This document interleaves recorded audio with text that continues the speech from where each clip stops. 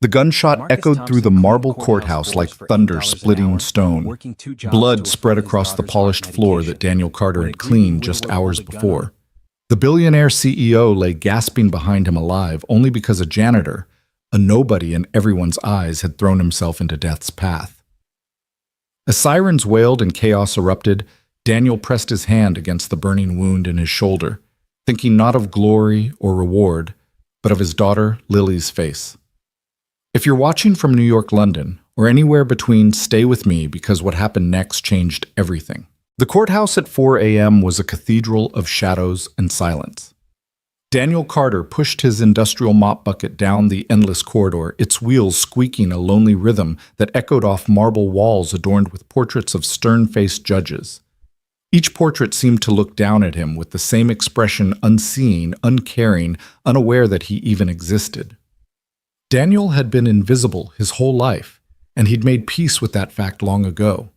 His reflection caught in the freshly polished floor a ghost of a man at 38 shoulders, slightly stooped from years of physical labor, hands rough in calloused uniform bearing the name Dan in faded embroidery. But his eyes, those deep brown eyes that his daughter Lily had inherited, still held a spark of something unbreakable. Hope, perhaps, or maybe just stubborn refusal to surrender. Another glamorous night at the palace, he muttered to himself, wringing out the mop with practiced efficiency.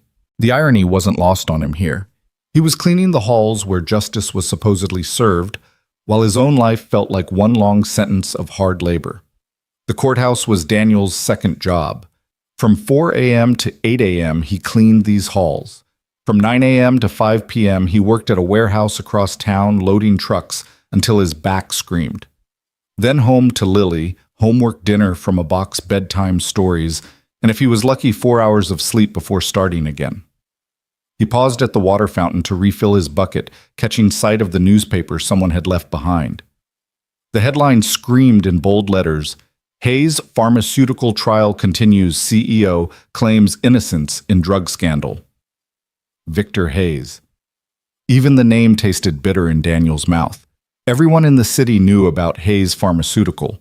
They developed a revolutionary heart medication called Cardizine 5 years ago, marketed as the miracle drug for cardiac patients. The only problem? It cost $3,000 a month, and insurance companies had found every excuse to deny coverage. Worse reports had surfaced about fatal side effects that the company had allegedly hidden during trials. Daniel knew all about Cardizine. Lily needed it to live. He crumpled the newspaper and tossed it in the trash, trying to push down the familiar surge of anger.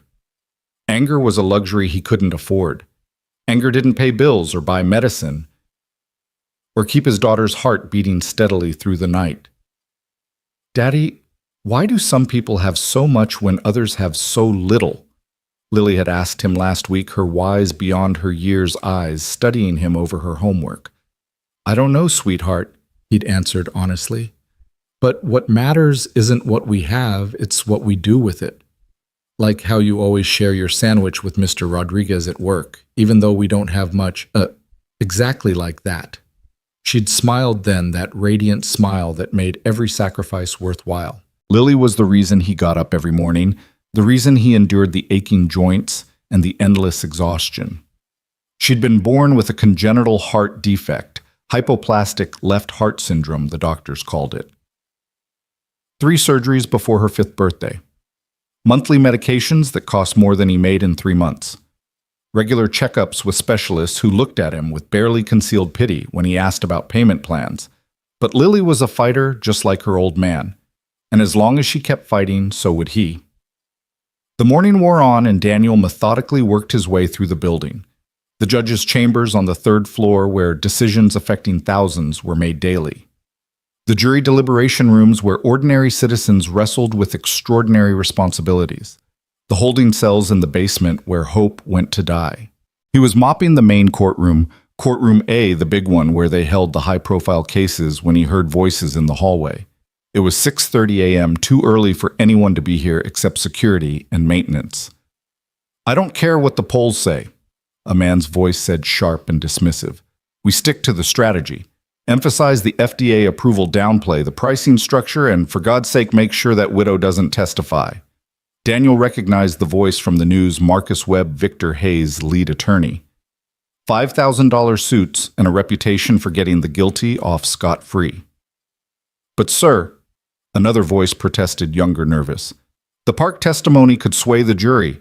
His wife's death was directly linked to, allegedly linked. Allegedly. That's why we have expert witnesses to muddy the waters, create doubt. That's all we need. Their voices faded as they moved past, but Daniel had heard enough. Andrew Park, he'd read about him, lost his wife Sarah 6 months ago. She'd been taking Cardizine for a year when she suddenly collapsed.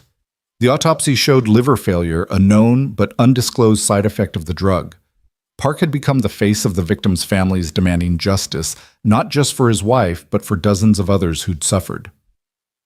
Daniel returned to his mopping, but his mind wandered to what it must be like to lose someone you love to corporate greed. He couldn't imagine life without Lily.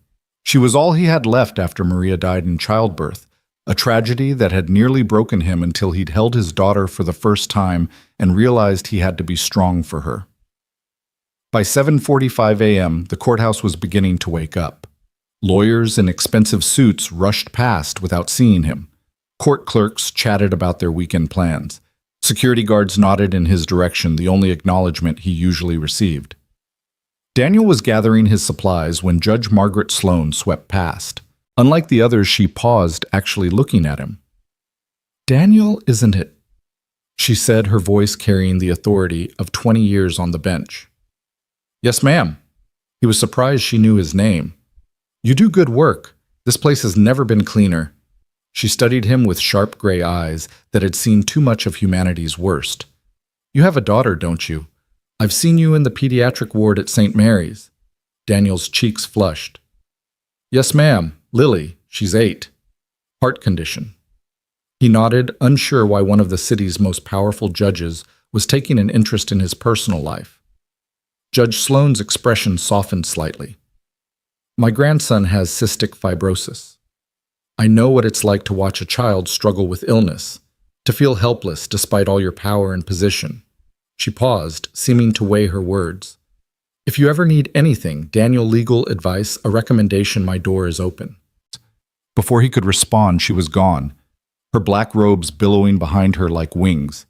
Daniel changed out of his uniform in the basement locker room, trading it for the worn jeans and t-shirt he wore to the warehouse. His shoulder ached, an old injury from his construction days that acted up when the weather changed. The forecast called for storms later. Perfect. He was heading for the exit when he noticed the crowd gathering outside courtroom A. Reporters with cameras, protesters with signs reading, "Hayes kills," and "Justice for Sarah Park." The trial was starting early today. Through the glass doors of the courtroom, Daniel caught a glimpse of the man himself, Victor Hayes. 62 years old, silver-haired, immaculately groomed, sitting at the defendant's table like he was at a board meeting rather than on trial for criminal negligence. His expression was one of mild annoyance, as if this whole affair was an inconvenient interruption to his golf schedule. Then Daniel saw Andrew Park. The widower sat in the gallery's front row, hands clasped so tightly his knuckles were white. He was younger than Daniel had expected, maybe 35, with the hollow eyes of someone who'd forgotten what sleep felt like. His suit was off the rack, probably the only one he owned. He stared at Hayes with an intensity that made Daniel uncomfortable, even from across the room. That kind of grief, that kind of rage, it could drive a man to do terrible things. Daniel shook off the thought and headed for the exit. He had his own problems to worry about. The warehouse supervisor had been making noises about cutbacks, and he was always the first to be let go. Last in, first out, they called it. Never mind that he worked harder than guys half his age. Never mind that he never complained, never called in sick, never asked for special treatment. The warehouse was exactly what you'd expect, a massive concrete box filled with boxes, forklifts beeping their warnings, men shouting over the din of machinery. Daniel clocked in and got to work loading trucks with everything from electronics to furniture to mysterious packages labeled only with tracking numbers. "Yo, Dan," his coworker Miguel called out. "You see the game last night?" "Didn't catch it," Daniel replied, hefting a box marked fragile with the care most people reserved for newborns. "Lily had homework." "Man, you need a life outside that kid." "She is my life." Miguel shook his head but smiled. "You're a good dad, hermano. Better than most. The morning dragged on. Lift, carry, stack, repeat. Daniel's mind kept drifting back to the courthouse, to Andrew Park's haunted eyes and Victor Hayes' indifference. How could two men exist in the same world, yet be so far apart? One destroyed by loss, the other untouched by the destruction he'd caused. During his lunch break, 15 minutes in the loading dock eating a peanut butter sandwich he'd made at 3 a.m., Daniel checked his phone. 3 missed calls from Lily's school. His heart stopped. He called back immediately, hand shaking as he held the phone. Mr. Carter, this is Nurse Patricia at Washington Elementary. Lily had an episode during gym class. She's stable now, but I'm on my way. Daniel didn't even clock out, just ran to his beat-up Honda Civic and drove like the devil was chasing him. The school was 20 minutes away in good traffic. He made it in 12. Lily was in the nurse's office, lying on the narrow cot, her face pale but her breathing steady. She smiled when she saw him. Hi, Daddy. I'm okay. Hey, sweetheart. He knelt beside her, taking her small hand in his rough one. What happened? I was running and my chest felt funny, like butterflies were having a party in there. Mrs. Patterson made me stop and brought me here. The nurse, a kind woman in her 50s, pulled Daniel aside. Her heart rate spiked to 180. It came down on its own, but Mr. Carter, she needs to see her cardiologist. This is the 3rd episode this month. I know. We have an appointment next week. What he didn't say was that he'd already rescheduled it twice because he couldn't afford the copay. What he didn't say was that Lily's medication was running low and he was rationing it, giving her half doses to make it last. What he didn't say was that he was failing the one person who mattered most. Can I go back to class? Lily asked hopefully. Not today, baby. We're going home. She pouted, but didn't argue. Daniel signed her out, his signature shaky on the release form. As they walked to the car, Lily slipped her hand into his. Daddy, am I expensive? The question hit him like a physical blow. What? No, sweetheart. Why would you ask that? I heard Mrs. Patterson talking to another teacher. She said she didn't know how you managed with all my medical bills. Am I why you work 2 jobs? Daniel stopped walking and knelt in front of his daughter, looking her straight in the eyes. Listen to me, Lily Carter. You are not expensive. You are priceless. You are worth more than all the money in the world. I work because that's what dads do. We take care of our families. And I would work 10 jobs if that's what it took to keep you healthy and happy. Understand? She nodded, but he could see the worry in her eyes. Worry no 8-year-old should carry. They spent the afternoon at home, Lily resting on the couch while Daniel did laundry and pretended not to be terrified. He called the warehouse, explaining the situation. His supervisor was less than sympathetic. This is the 4th time this month you've left early, Carter? My daughter was sick. She has a heart condition. Yeah, well, I've got a business to run. One more time and we'll have to reevaluate your position. Daniel wanted to scream to rage against the unfairness of it all. Instead, he said, I understand, and hung up. That evening, after Lily was asleep, Daniel sat at the kitchen table with a calculator and a stack of bills. No matter how many times he ran the numbers, they didn't add up. Rent $200. Utilities $200. Food $400. Lily's medication $500, with the insurance that barely covered anything. Doctor visits $300. Car payment $200. Gas $150. Total monthly expenses $2,950. Total monthly income $2,800. He was drowning and he couldn't see the surface anymore. The next morning, another 4 a.m. start. Daniel moved through the courthouse like a zombie. His body performed the familiar motions while his mind spiraled through increasingly desperate scenarios. A 3rd job. But when would he sleep? When would he see Lily sell the car? But how would he get to work, move to a cheaper apartment? They were already in the worst part of town. He was so lost in thought that he almost missed the commotion in courtroom A. Raised voices, a woman crying, security guards moving quickly but not quite running. Daniel peered through the door's window. The trial was in session earlier than usual. Victor Hayes sat at the defendant's table, his lawyer speaking passionately about unfortunate but unforeseeable complications and the price of medical innovation. In the gallery, Andrew Park was on his feet being restrained by a bailiff. Lies, Park shouted. You killed her. You killed my Sarah for profit. She trusted you. We trusted you. Judge Sloan banged her gavel. Mr. Park, you will control yourself or be removed from this courtroom. I've lost everything. Park's voice broke. My wife, my future, everything. And he sits there in his $1,000 suit like none of it matters. Hayes turned to look at Park.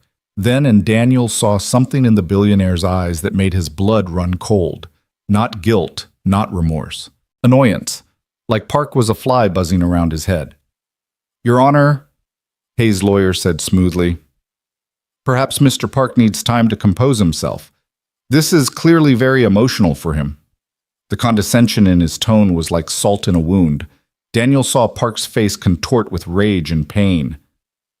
I'll show you emotional, Park muttered, reaching into his jacket. Time slowed to a crawl. The gun appeared in Park's hand, a small revolver, probably a .38. Someone screamed. Security guards reached for their weapons but were too far away.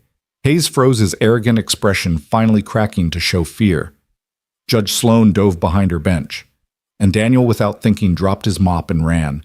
He burst through the courtroom doors just as Park raised the gun, aiming it directly at Hayes' chest.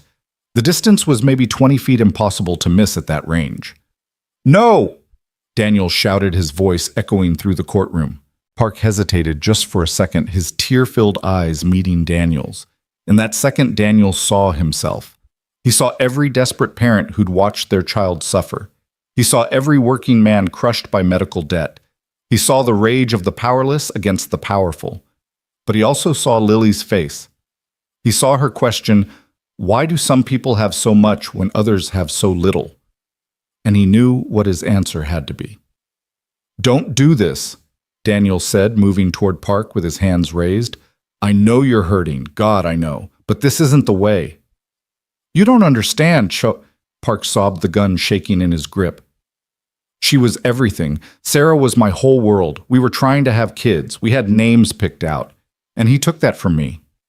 From us. For money. I understand more than you know, Daniel said softly, still moving forward. My daughter has a heart condition. She needs medication to live medication his company makes.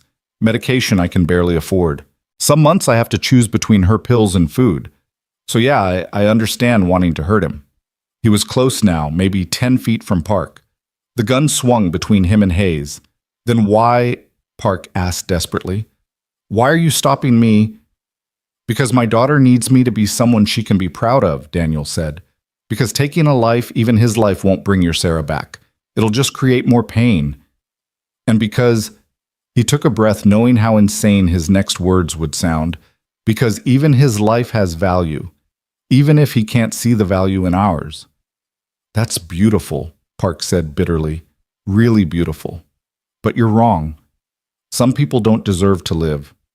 Some people are cancers, and you have to cut them out. The gun steadied, aimed again at Hayes. Daniel had one chance, one moment to decide who he was going to be. He thought of Lily asleep in her bed, trusting that her daddy would come home. He thought of Sarah Park dead at 32 because a company decided profits mattered more than people. He thought of Victor Hayes, who would never learn, never change, never care. And he thought of something his own father had told him once before the cancer took him. Danny, the measure of a man isn't in how he treats his friends. It's in how he treats his enemies. Anyone can be kind to those who are kind to them. It takes real strength to show mercy to those who deserve none. Daniel moved. Not toward Park, but between him and Hayes. Then you'll have to shoot me first, he said simply. Park's eyes widened. Move. This has nothing to do with you. It has everything to do with me. With all of us. Every person in this room, in this city, who's been hurt by greed and indifference. But if we meet violence with violence, hatred with hatred, we become the very thing we're fighting against. Get out of the way! Park screamed, tears streaming down his face. I don't want to hurt you, and I don't want you to hurt anyone, Daniel replied, including yourself. Because that's what this will do, destroy you. Sarah wouldn't want this. You know she wouldn't. For a moment, just a moment, Park's expression softened. The gun lowered slightly. Then Victor Hayes, in a moment of spectacular stupidity, spoke. Listen to him, Park. Put the gun down before you make things worse for yourself. You're already looking at assault charges. Don't add murder to it. His tone was patronizing, dismissive, the tone of a man who'd never faced a real consequence in his life. Park's face contorted with fresh rage. The gun came up fast, aimed at Hayes' head. Daniel didn't think. He just moved. The gunshot was impossibly loud in the enclosed space, like the world cracking open. Pain exploded through Daniel's shoulder as the bullet tore through flesh and muscle. He spun with the impact, crashing into Hayes and taking them both to the ground. Blood. So much blood spreading across the polished floor he'd cleaned just hours ago. Screams and shouts filled the air, but they seemed distant, muffled. Daniel's vision swam. He saw Park drop the gun, horror replacing rage on his face. He saw security guards swarming, tackling Park to the ground. He saw Judge Sloan emerging from behind her bench, shouting orders. And he saw Victor Hayes inches from his face, eyes wide with shock. "Why?" Hayes whispered. "Why would you save me?" Daniel tried to answer, but the words wouldn't come. The pain was everything now, a fire burning through his shoulder and chest. He thought of Lily, wondered if she'd eaten breakfast, if she'd taken her half-dose of medication, if she'd know how much he loved her. Because, he finally managed, his voice barely a whisper, "My daughter needs me to be someone she's proud of. And because your life matters too, even if you've forgotten that other lives matter." The last thing he saw before the darkness claimed him was Hayes' face, and for the first time there was something almost human in those cold eyes. Something that might have been shame. Then nothing. Daniel woke to the steady beep of machines and the antiseptic smell of hospital. His shoulder was immobilized, wrapped in enough bandages to supply a small army. An IV dripped steadily into his arm. "Daddy!" He turned his head, a motion that sent lightning through his shoulder, and saw Lily sitting in a chair beside his bed. Her eyes were red from crying, but she was smiling. "Hey, sweetheart," he croaked, his throat dry as sand. "You're a hero," she said simply. "It's on the news. You saved someone's life." "I'm no hero, baby. Just a dad who wanted to come home to his daughter." "The man you saved came to see you," Lily said. "While you were sleeping, he seemed sad." Daniel couldn't imagine Victor Hayes being sad about anything except a drop in stock prices, but he kept that thought to himself. A nurse entered, a young woman with kind eyes and a gentle manner. "Mr. Carter, you're awake. How's the pain?" "Manageable." He lied. She didn't buy it, but didn't push. "You have visitors, quite a few actually, but I can send them away if you're not up for it." Daniel was about to refuse when Lily piped up. "The judge lady is here. She seems nice." Judge Sloan. Daniel couldn't imagine why she'd visit him. "Send her in, I guess." The judge entered, and Daniel barely recognized her. Gone was the austere figure in black robes. In their place was a woman in a simple blazer and slacks, looking older and more tired than he'd ever seen her. "Mr. Carter," she said, then paused. "Daniel, how are you feeling?" "Like I was shot," he said, attempting humor. She didn't smile. "What you did today was extraordinary. Foolish, perhaps, but extraordinary. Anyone would have—" "No," she interrupted. "Anyone would not have. Most people would have run or frozen or simply watched. You acted. You put yourself between a gun and a man who, frankly, many people believe deserved whatever Mr. Park intended to do to him." Daniel shifted uncomfortably, wincing at the pain. "Nobody deserves to be shot in cold blood, Your Honor. Not even Victor Hayes." "You believe that even knowing what his company has done, what they've done to your own daughter—" Daniel looked at Lily, who was listening with rapt attention. "Especially knowing that, if I let anger and revenge guide my actions, what am I teaching her? That violence solves problems, that some people deserve to die because we disagree with them, or because they've hurt us. That's not the world I want her to grow up in." Judge Sloan studied him for a long moment. "You're either the most principled man I've ever met, or the most naive." "Probably both," Daniel admitted. "The trial has been postponed," she said. "Mr. Park is being held on attempted murder charges. He's broken. Completely broken. His lawyer is pushing for temporary insanity." "He's not insane," Daniel said quietly. "He's just in pain. More pain than any person should have to bear. You're defending the man who shot you. I'm understanding him. There's a difference. Judge Sloan shook her head in wonder. Mr. Carter, I've been on the bench for 20 years. I've seen the worst of humanity parade through my courtroom. I'd become cynical, I suppose. Hardened. I'd forgotten that there are still good people in this world, people who do the right thing not for reward or recognition, but simply because it's right. You reminded me of that today. She reached into her bag and pulled out an envelope. This isn't charity, so don't even think about refusing it. It's a job offer, court officer position, full benefits including comprehensive health insurance. The salary is double what you're making at your 2 jobs combined. Daniel stared at the envelope, unable to process what he was hearing. I don't have any experience in law enforcement. You have something better, integrity and courage. The rest can be taught. She stood to leave, then paused. Oh, and Mr. Hayes asked me to give you this. She handed him a second envelope, thicker than the first. Daniel opened it with trembling fingers. Inside was a check for $50,000 and a note in elegant handwriting. This is not charity either, Mr. Carter. Consider it a small attempt at balancing the scales. Your daughter's medical expenses are also being covered indefinitely. It's the least I can do for the man who saved my life, and perhaps my soul. V. Hayes. Daniel stared at the check, tears blurring his vision. Lily climbed onto the bed, carefully wrapping her small arms around him. Does this mean I can take full doses of my medicine? She asked in a small voice. Daniel hugged her tight, ignoring the pain in his shoulder. Yeah, baby, it means a lot more than that. Judge Sloan smiled, the first genuine smile Daniel had ever seen from her. The world needs more Daniel Carters, she said, and it's about time the Daniel Carters of the world caught a break. After she left, Daniel and Lily sat in comfortable silence.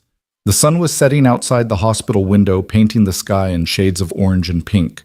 Lily was doing her homework, tongue poking out in concentration. Daniel watched her, marveling at her resilience, her strength, her pure heart. Daddy, she said without looking up from her math problems. Yeah, sweetheart. I'm proud of you. Those 4 words were worth more than any check, any job offer, any recognition. Daniel closed his eyes, feeling something he hadn't felt in years. Hope. The next few days passed in a blur of visitors, medical checks, and media attention that Daniel desperately tried to avoid. Reporters wanted to interview the hero janitor, but Daniel refused them all. This wasn't about fame or glory. It never had been. Andrew Park's wife's sister came to see him, a quiet woman named Helen, who looked like she'd aged a decade in the past 6 months. I wanted to thank you, she said, standing awkwardly by his bed, for stopping Andrew. He's not a bad man. Grief just broke something in him. I know, Daniel said. I've seen grief. I've felt it. It can make us do things we never thought ourselves capable of. The thing is, Helen continued, Sarah would have been horrified. She was the gentlest soul. She rescued injured birds, cried at commercials, always saw the good in people. Even when she was dying, she made Andrew promise not to be bitter. He couldn't keep that promise. Grief doesn't follow timelines or make promises, Daniel said gently. He loved her. That love just got twisted into something dark. Helen nodded, tears sliding down her cheeks. You saved 2 lives that day, Mr. Carter. Victor Hayes, obviously, but also Andrew's. If he'd killed Hayes, it would have destroyed him. Whatever happens now, at least he has a chance at redemption. After she left, Daniel lay thinking about redemption, about second chances, about the thin line between justice and revenge. He thought about Victor Hayes, wondered if the man was capable of change, or if his gesture was just guilt money, a rich man's way of buying absolution. His answer came the next day. Victor Hayes entered the hospital room like he was entering a board meeting, controlled, composed, expensive suit, impeccable. But there was something different about his eyes. The cold arrogance was gone, replaced by something Daniel couldn't quite identify. Mr. Carter, Hayes began, then stopped. For perhaps the first time in his life, the billionaire seemed at a loss for words. Mr. Hayes, Daniel acknowledged, unsure what to make of this visit. Hayes took the chair Lily usually occupied, looking uncomfortable in the cheap plastic seat. I need to ask you something, he finally said. Why did you really save me, the truth? Not what you told the media, or the judge? Daniel considered lying, giving him some noble answer about the sanctity of life, but something in Hayes' expression demanded honesty. Because I was tired, Daniel said simply. Hayes blinked. Tired. Tired of the anger, tired of the hatred, tired of watching the world tear itself apart over money and power and things that won't matter when we're dead. I've spent years being angry at people like you, Mr. Hayes, angry at the system that lets you charge desperate families thousands for medicine that costs pennies to produce, angry at a world where my daughter's life is worth less than your profit margin. Hayes flinched but didn't interrupt. But you know what? That anger was killing me just as surely as any bullet. It was poisoning me, making me bitter, turning me into someone I didn't want my daughter to see. So when I saw Andrew Park with that gun, I saw myself. I saw every desperate parent, every grieving spouse, every person crushed by circumstances beyond their control, and I realized I had a choice. A choice, Hayes prompted. I could let the anger win, let you die, let Park destroy his life, let the cycle of violence and vengeance continue. Or I could choose something else. I could choose to believe that even you, Mr. Hayes, are capable of change. That maybe looking down the barrel of that gun might have shown you what really matters. Hayes was quiet for a long moment. When he spoke, his voice was different, smaller somehow, more human. I have 2 children, he said. David and Monica, 28 and 25. They haven't spoken to me in 3 years, said I'd become someone they didn't recognize, someone who valued money over lives. He laughed bitterly. I told them they didn't understand business, that the pharmaceutical industry was complex, that someone had to make the hard decisions. And now I realized they were right. I'd become a monster, not overnight, but slowly, decision by decision, compromise by compromise. Each time choosing profit over people, telling myself it was for the greater good, that the money would fund more research, help more people in the long run. He looked directly at Daniel. Do you know what I thought when Park pulled that gun? Daniel shook his head. I thought about my children. Not my company, not my legacy, not my money. I thought about David and Monica and how they'd remember me as the father who chose wealth over everything else, who let a woman die rather than reduce profit margins, who became exactly the kind of man I'd once sworn I'd never be. It's not too late, Daniel said quietly. You're still alive. You still have choices. Hayes stood abruptly, walked to the window. The city sprawled below, millions of lives in motion, each with their own struggles and triumphs. I'm dropping my legal defense, he said suddenly, accepting responsibility. There will be penalties, possibly prison time. Daniel's eyes widened. That's a big decision. It's the right decision, something I haven't made in a very long time. Hayes turned back to face him.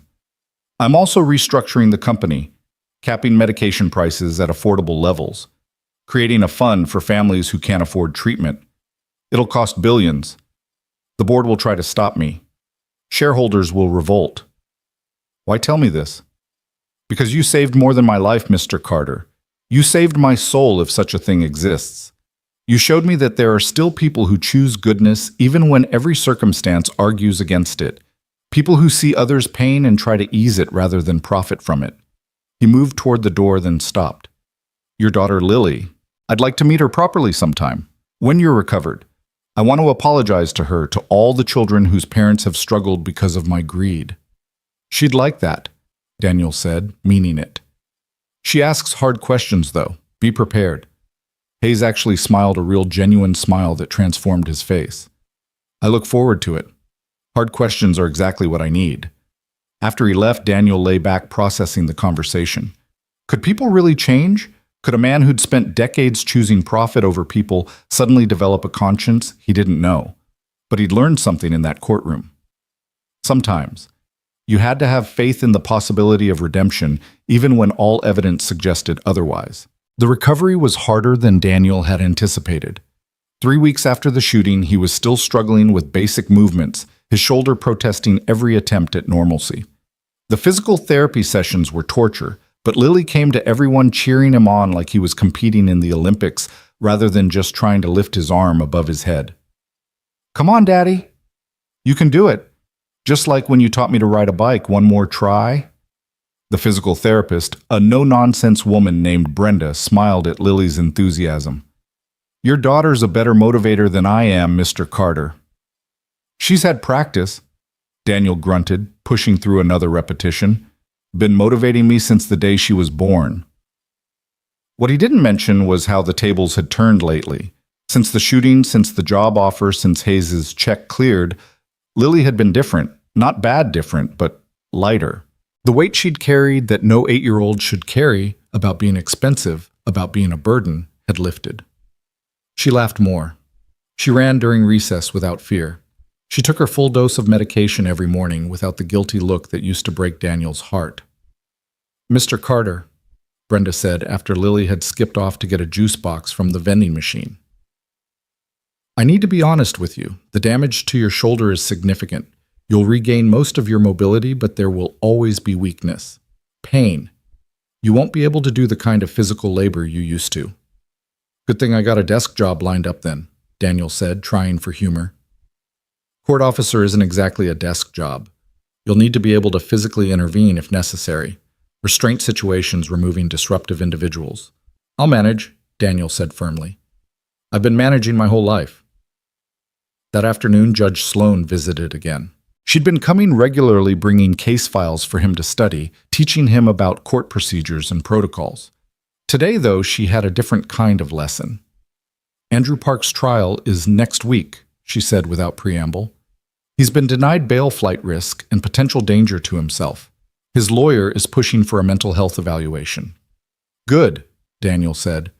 He needs help, not just punishment. The prosecutor wants you to testify.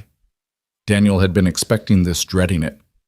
What would I even say that he shot me? Everyone knows that. They want you to describe the impact, the trauma, the ongoing challenges. They want to paint Park as a dangerous man who needs to be locked away for a long time. But that's not who he is, Daniel protested.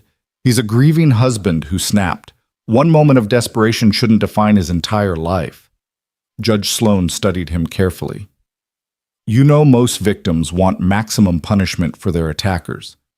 I'm not most victims. And honestly, I don't even see myself as a victim. I made a choice to step in front of that gun. Park didn't choose to lose his wife. Hayes didn't initially choose to become corrupted by greed. It happened slowly, one compromise at a time. We're all just people trying to navigate an impossible world. That's a very generous view of humanity. Maybe. Or maybe I just know what it's like to be desperate. To feel like the whole world is against you, like you're drowning and nobody cares. He thought of all those nights calculating bills, all those half doses of Lily's medication, all that quiet desperation. If circumstances had been slightly different, if Lily had died because I couldn't afford her medication, I don't know what I might have done. Judge Sloan was quiet for a moment. You're going to make an interesting court officer, Daniel Carter. Most come in thinking in black and white, guilty or innocent, right or wrong. You already understand that justice is painted in shades of gray. Is that a good thing? In my courtroom, it's essential. The next day brought an unexpected visitor. David Hayes Victor's son stood in the doorway looking uncomfortable and uncertain. He had his father's sharp features but softer eyes, wearing jeans and a Columbia University sweatshirt rather than a designer suit. Mr. Carter, I'm David Hayes. I needed to thank you. Daniel gestured to the chair. No thanks necessary, really. No, there is.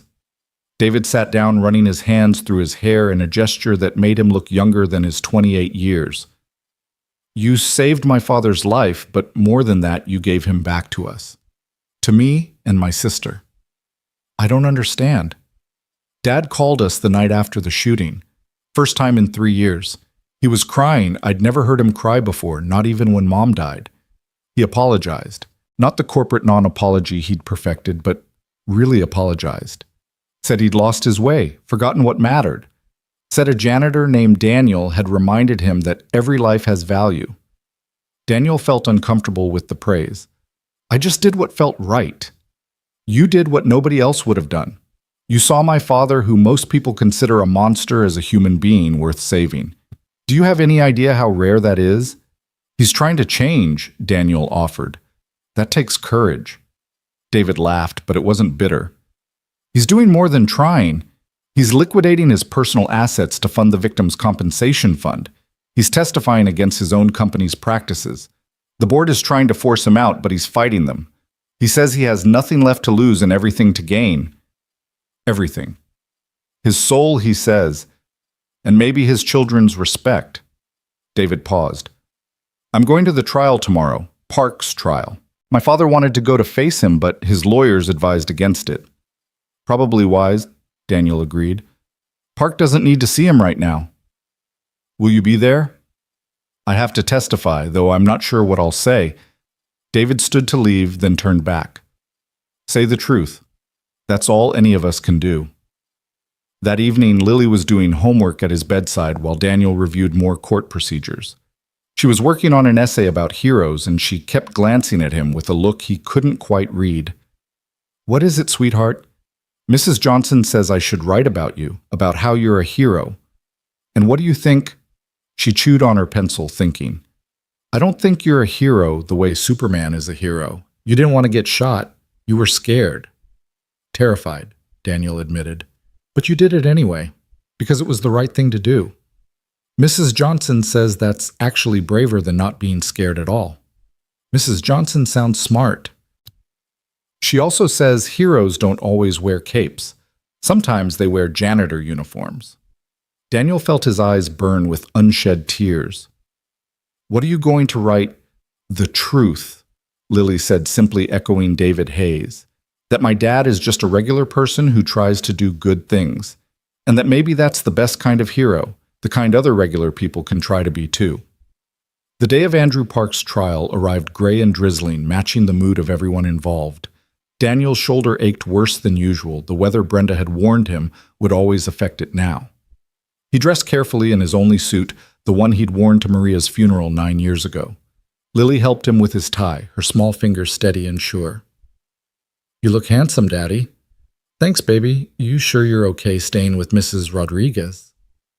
She's teaching me to make empanadas. I'll save you some. Daniel kissed her forehead, inhaling her strawberry shampoo scent, grounding himself in this moment of normalcy before heading into the storm. The courthouse was surrounded by media vans and protesters. Some carried signs supporting Park, grief is not a crime, and Hayes killed Sarah Park. Others demanded justice for the attempted murder. Daniel slipped in through the employee entrance, his temporary court officer badge getting him past security. The courtroom was packed. He saw Helen Sarah Park's sister in the front row. David Hayes sat in the back, trying to be inconspicuous.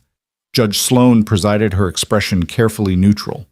And there was Andrew Park, looking smaller than Daniel remembered. Prison had not been kind to him. He'd lost weight, his suit hanging loose on his frame. His eyes were hollow-haunted, but when they met Daniel's across the room, there was something else there. Gratitude, perhaps.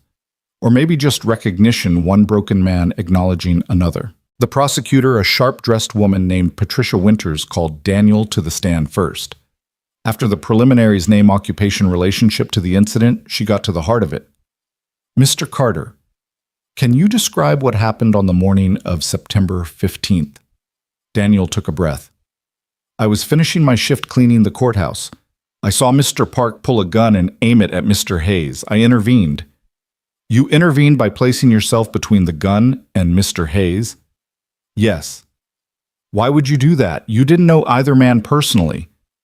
This was the moment Daniel had been dreading and anticipating, the moment to choose his words carefully.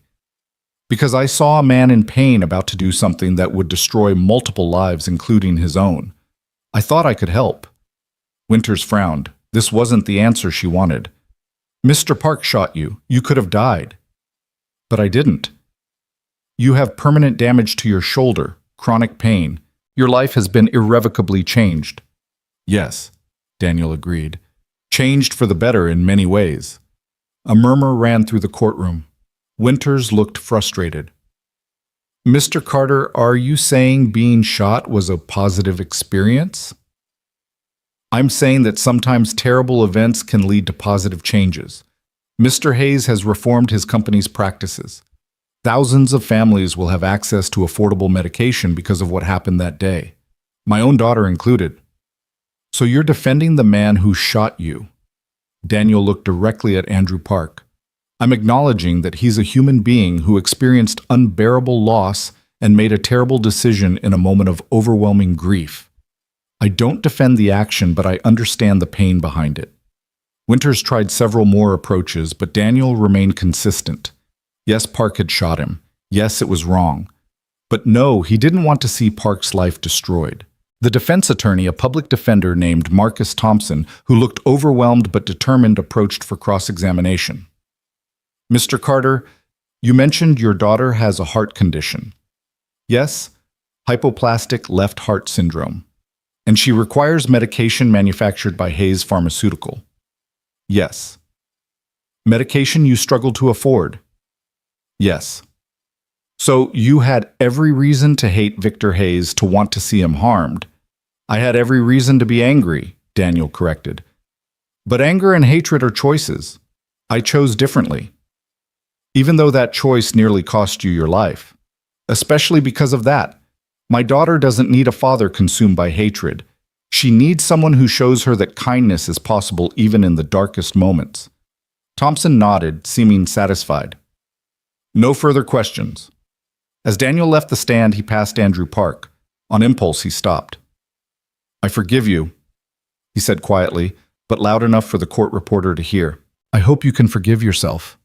Park broke down, then sobbing into his hands. His lawyer tried to comfort him, but the tears wouldn't stop. Judge Sloan called a recess, and Daniel escaped to the hallway, his legs shaking. Helen found him there, sitting on a bench, trying to compose himself. That was extraordinary, she said, sitting beside him. Sarah would have been so grateful. She always believed in forgiveness and second chances. Even when the cancer was destroying her body, she never became bitter. Tell me about her, Daniel said. Not the victim from the news stories, the real person. Helen smiled through her tears. She was a kindergarten teacher. Can you imagine 5-year-olds all day, and she loved every minute? She'd come home covered in finger paint and glitter, talking about how little Tommy had finally learned to tie his shoes, or how Sarah, another Sarah, had shared her snack with the new kid. She saw the best in everyone. She sounds wonderful. She was.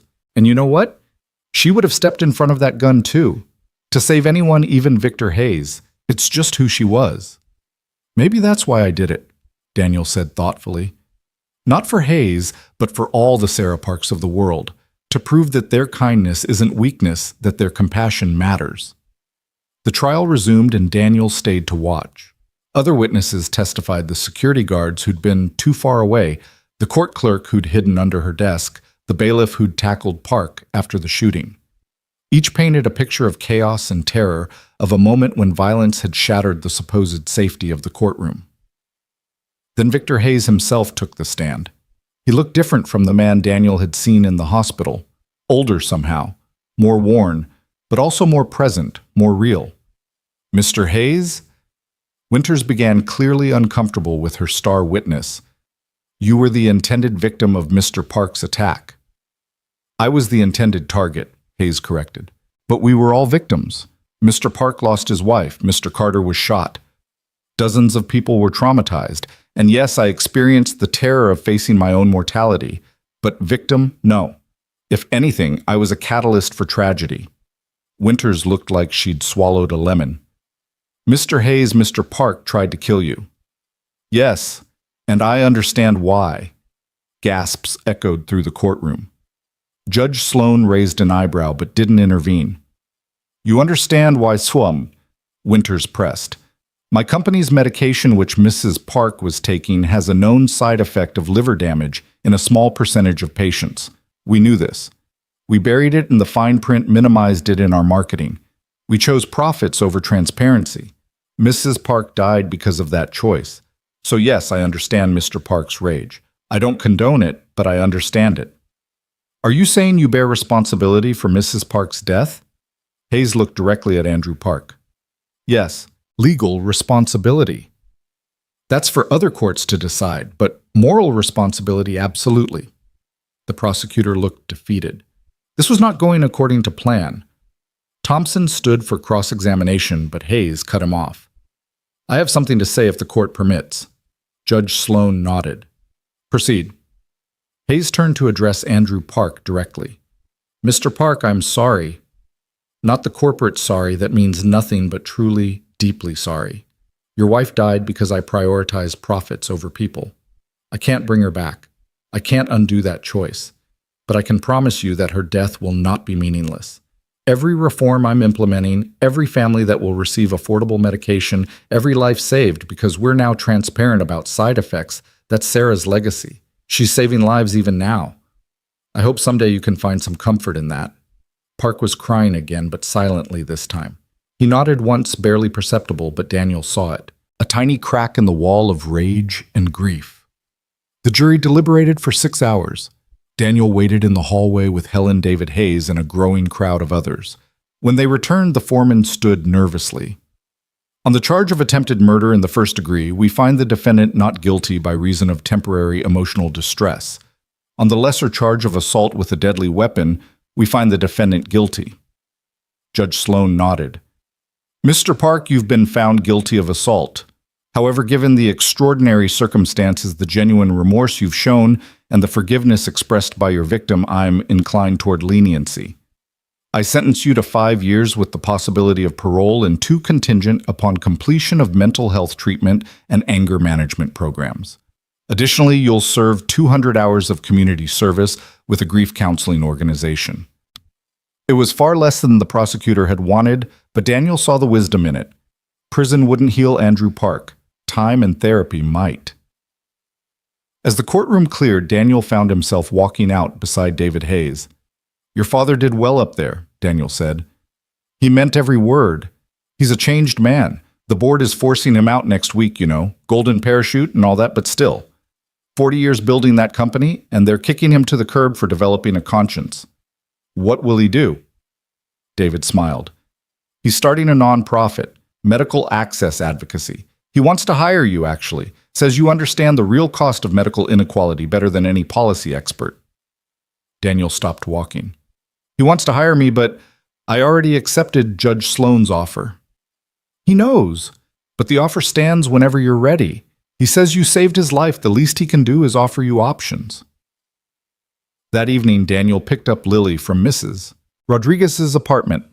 She was flour-dusted and grinning, carrying a container of slightly lopsided empanadas. "I made these. They're probably terrible, but they're perfect," Daniel said, meaning it. They walked home slowly, Daniel's shoulder aching but his heart light. The rain had stopped, leaving the streets washed clean and gleaming in the streetlight. "Daddy, are you sad about the man who shot you?" "Sad for him, not about him. He lost someone he loved very much. That kind of pain can make people do things they never imagined." "But you stopped him from doing something worse." "I helped him stop himself. There's a difference." Lily considered this as they climbed the stairs to their apartment. "I think you're wrong about not being a hero. Heroes help people stop themselves from becoming villains." Out of the mouths of babes, Daniel thought. Their apartment felt different now. Same furniture, same water stain on the ceiling, same creaky floorboard by the kitchen. But the weight that had pressed down on these rooms for years, the weight of poverty, of desperation, of impossible choices, had lifted. The refrigerator was full. The medicine cabinet had Lily's full prescription. The pile of bills on the kitchen table was manageable. Daniel had money now, could move to a better neighborhood, but something kept him here.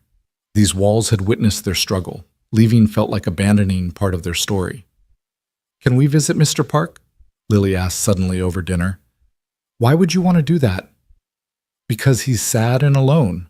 And you taught me that when people are sad and alone, we should try to help them."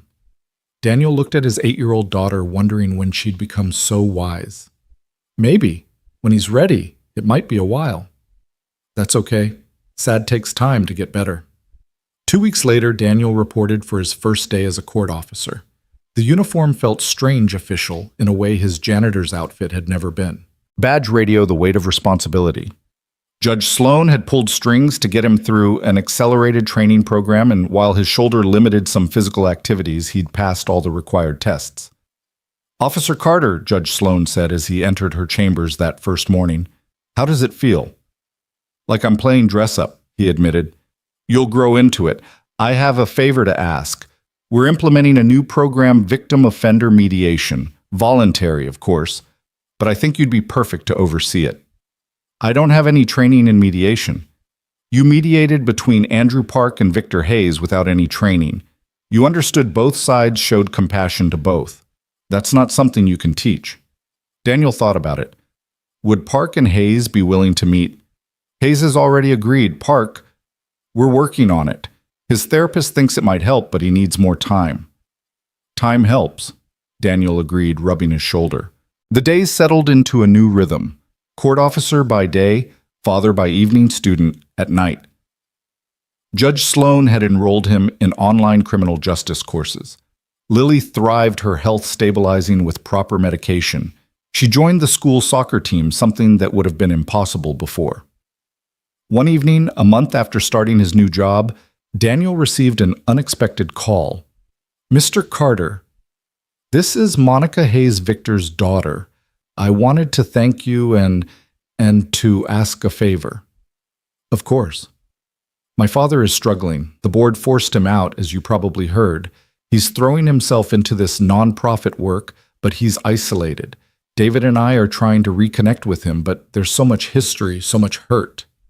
We were wondering, would you have dinner with us, all of us? You and your daughter, too? He listens to you, respects you in a way he doesn't respect many people. Daniel considered it. When? Saturday. Nothing fancy, just dinner at David's apartment. We're trying to learn how to be a family again, and we thought maybe having someone there who understands second chances might help.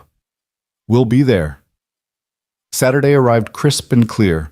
Lily wore her best dress, the one they'd bought for school pictures with some of Hayes' money.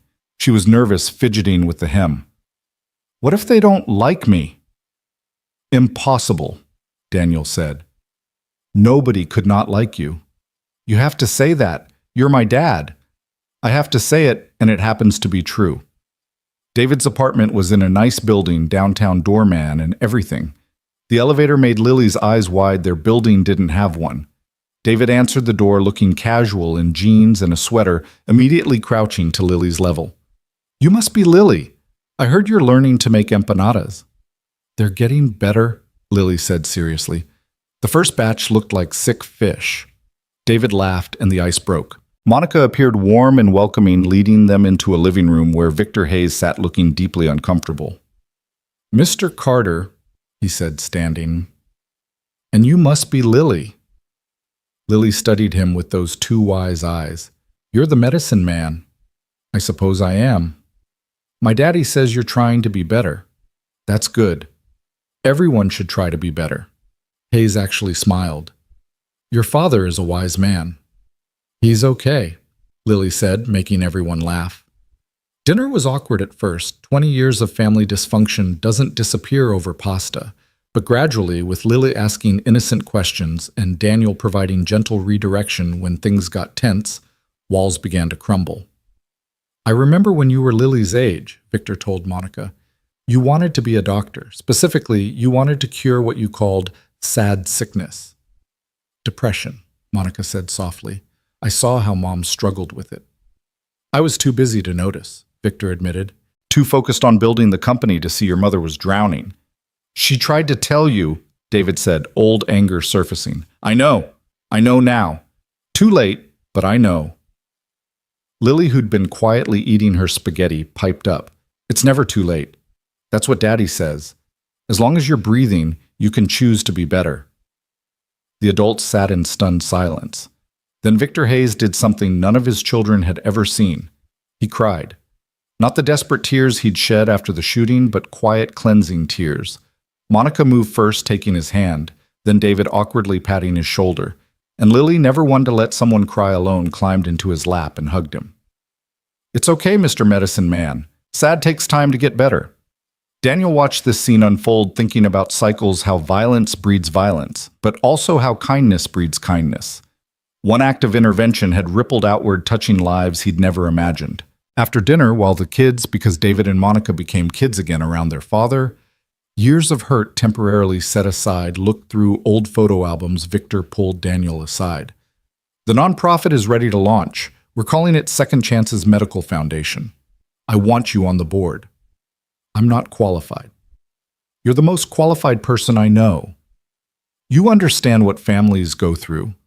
You know the real cost of medical inequality, and you believe in redemption, which is what this is really about. Giving people second chances at health, at life. I'll think about it. Also, Victor continued, I've been in contact with Andrew Park's therapist. With his permission, of course. Andrew wants to meet with me. To talk. The therapist thinks it would be helpful, but only if you're there. As a mediator. Daniel felt the weight of this request. That's a lot to ask of both of you. It's necessary. I need to face what I've done. And he needs to see me as human, not as a monster. You've already proven you can bridge that gap. 2 weeks later, Daniel found himself in a small room at the minimum security facility where Andrew Park was serving his sentence. Park looked better, still thin, but cleaner, more present. Victor Hayes sat across from him, nervous as Daniel had ever seen him. Thank you for agreeing to this, Victor began. Park's laugh was bitter. I didn't do it for you. I know. You did it for Sarah. At her name, Park flinched. Don't. You don't get to say her name. You're right. I'm sorry. They sat in tense silence. Daniel let it stretch, knowing sometimes silence was necessary. Finally, Park spoke. She suffered. The last months. Constant pain, confusion, fear. The doctors didn't know what was wrong until it was too late. Liver failure, they said, from the medication. The medication that was supposed to save her life. I know, Victor said quietly. I've read her file. All the files. 63 people dead from undisclosed side effects. 200 more with permanent damage. Numbers, Park spat. They're not numbers, they were people. Sarah was a person. Tell me about her, Victor said, surprising both men. Not the victim, the person. Who was she? Park's anger flickered, replaced by something softer. She was light, pure light, taught kindergarten. Came home every day with stories about her kids. Little Marcus, who couldn't pronounce R's. Stephanie, who insisted on wearing her tutu every day. She loved them all. He continued talking, words pouring out like water from a broken dam. About their first date, their wedding, their plans for children. About her illness. The hope when they found cardizine, the slow, horrible realization that the cure was killing her. Victor listened without interrupting, without defending. When Park finally ran out of words, exhausted, Victor spoke. She sounds extraordinary. The world is dimmer without her. Don't patronize me. I'm not. I'm acknowledging a loss I caused. I can't bring her back. I can't undo the damage. But I can make sure her death means something. Every reform, every family helped, every life saved, that's her legacy. It doesn't bring her back. No, nothing will. But maybe it prevents other Andrews from sitting where you are, other Sarahs from dying needlessly. Park looked at Daniel. How do you do it? How do you forgive? I don't know if forgiveness is the right word, Daniel said carefully. Acceptance, maybe. Understanding. Recognizing that holding on to anger only hurts me and teaches my daughter that revenge matters more than redemption. Your daughter, she's lucky to have you. I'm lucky to have her. She's the reason I stepped in front of that gun. Not to be a hero, but to be someone she could be proud of. Park turned back to Victor. I'll never forgive you, not fully. But maybe I can stop hating you. That's all I can offer. That's more than I deserve, Victor said. As they left the facility, Victor looked drained but somehow lighter. Thank you for facilitating that. You both needed it. I've done the math, Victor said suddenly. 63 people dead because of my decisions. 200 injured. Thousands who suffered financially. The weight of that. How do you live with it? Daniel thought about his answer. By doing better. Every day choosing to do better. It doesn't erase the past, but it shapes the future. Your daughter said that, 8 years old and wiser than most adults. She's had to grow up fast, but she's maintained her kindness. That's what matters. Winter arrived early that year, blanketing the city in white, just as Daniel was finding his rhythm in his new life. 6 months had passed since the shooting, and the scar on his shoulder had faded to pink, though it still ached when the barometer dropped. He stood in Judge Sloan's courtroom maintaining order during a particularly contentious custody hearing when his radio crackled with an urgent message. "Officer Carter, please report to Chamber B. We have a situation." Daniel excused himself quietly, making his way down the marble corridor he'd once mopped. Chamber B was one of the smaller hearing rooms usually used for family court matters. He could hear raised voices before he even reached the door. Inside, a young woman stood trembling before the bench, clutching a baby to her chest. Her ex-husband, a man built like a linebacker with fists clenched at his sides, was shouting at the judge while his lawyer tried desperately to calm him. "She can't take my son away. I have rights." The judge, an elderly man named Harrison, who was known for his patience, looked ready to call security. That's when he spotted Daniel. "Officer Carter, please escort Mr. Brennan out until he can compose himself." Daniel approached carefully, recognizing the dangerous combination of rage and desperation in the man's eyes. He'd seen that look before in Andrew Park's face in his own mirror during the darkest nights. "Mr. Brennan," Daniel said calmly, "let's step outside, get some air, talk this through." "I'm not going anywhere. That's my son. She's trying to steal." The baby started crying, picking up on the tension. The young woman, barely 22 by Daniel's estimation, held him tighter. Fear etched across her face. "Your son needs this to end peacefully," Daniel said, keeping his voice low and steady. "Whatever the judge decides you want your boy to know, his father is someone who can control himself, who handles problems with words, not violence. Trust me, I know what it's like to fight for your child. But this isn't the way." Something in Daniel's tone must have reached him. Brennan's shoulders sagged slightly. 5 minutes outside," Daniel offered. "Just to cool down. Then we come back and handle this properly." Brennan allowed himself to be let out, and Daniel spent the next 20 minutes listening to him pour out his story. Lost his job, drinking problem, ex-wife, afraid for the baby's safety. Classic cycle of destruction. "I'm getting help," Brennan insisted. "AA meetings, anger management, but she won't give me a chance." "Chances are earned, not given," Daniel said gently. "Show the court you're committed to change. Document everything, every meeting, every therapy session. Prove you can be the father your son deserves." When they returned to the courtroom, Brennan was calmer. He apologized to the judge, spoke respectfully about his commitment to rehabilitation, and accepted supervised visitation without protest. It wasn't what he wanted, but it was a start. After the hearing, the young woman approached Daniel. "Thank you. I thought he was going to hurt someone." "He's hurting enough already," Daniel said. "Sometimes people just need someone to see that." Judge Harrison caught Daniel on his way out. "That was well handled, Officer Carter. You've got a gift for de-escalation." "I just treat people like people, Your Honor. If only more of us remembered to do that." That evening, Daniel was helping Lily with her homework when his phone rang. Victor Hayes' name appeared on the screen. "Daniel, I need your help. It's Andrew Park." Daniel's stomach clenched. "What happened?" "He attempted suicide in his cell. He's alive in the medical ward, but can you come? He's asking for you." Daniel looked at Lily, absorbed in her math problems. Mrs. Rodriguez could watch her for a few hours. "I'll be there in 30 minutes." The prison medical ward smelled of industrial disinfectant and despair. Andrew Park lay on a narrow bed, wrists bandaged, eyes staring at nothing. A guard stood by the door, looking uncomfortable. "Andrew," Daniel said softly, pulling up a chair. "I'm here." Park's eyes slowly focused on him. "I couldn't do it anymore. The dreams. I see her every night, and she asks why I became a monster, why I tried to kill someone." "You're not a monster. You're a man who lost everything and didn't know how to handle the pain. I shot you, an innocent man with a daughter to raise. And I forgave you. Remember." Park turned away. "I can't forgive myself." Daniel was quiet for a moment, choosing his words carefully.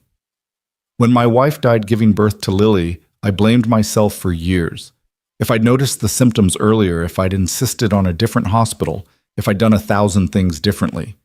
The guilt ate at me until I realized something. Maria wouldn't want me drowning in guilt. She'd want me living, being the best father I could be.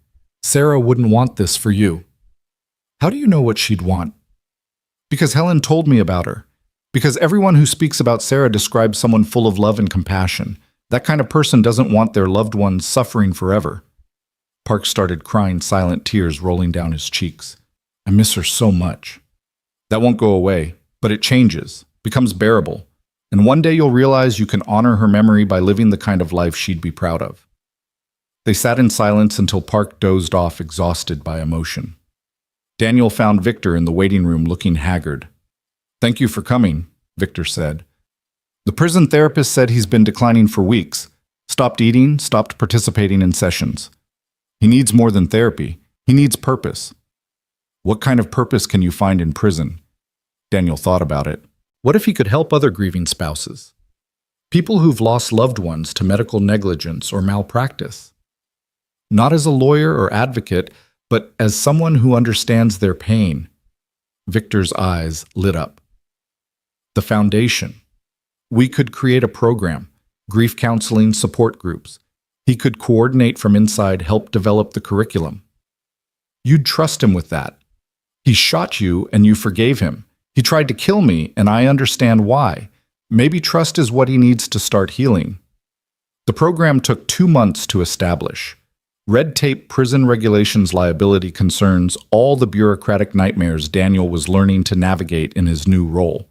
But finally, the Sarah Park Memorial Grief Support Initiative was approved. Andrew would help design the program from his cell, corresponding with counselors, and eventually, when ready, speaking to groups via video link.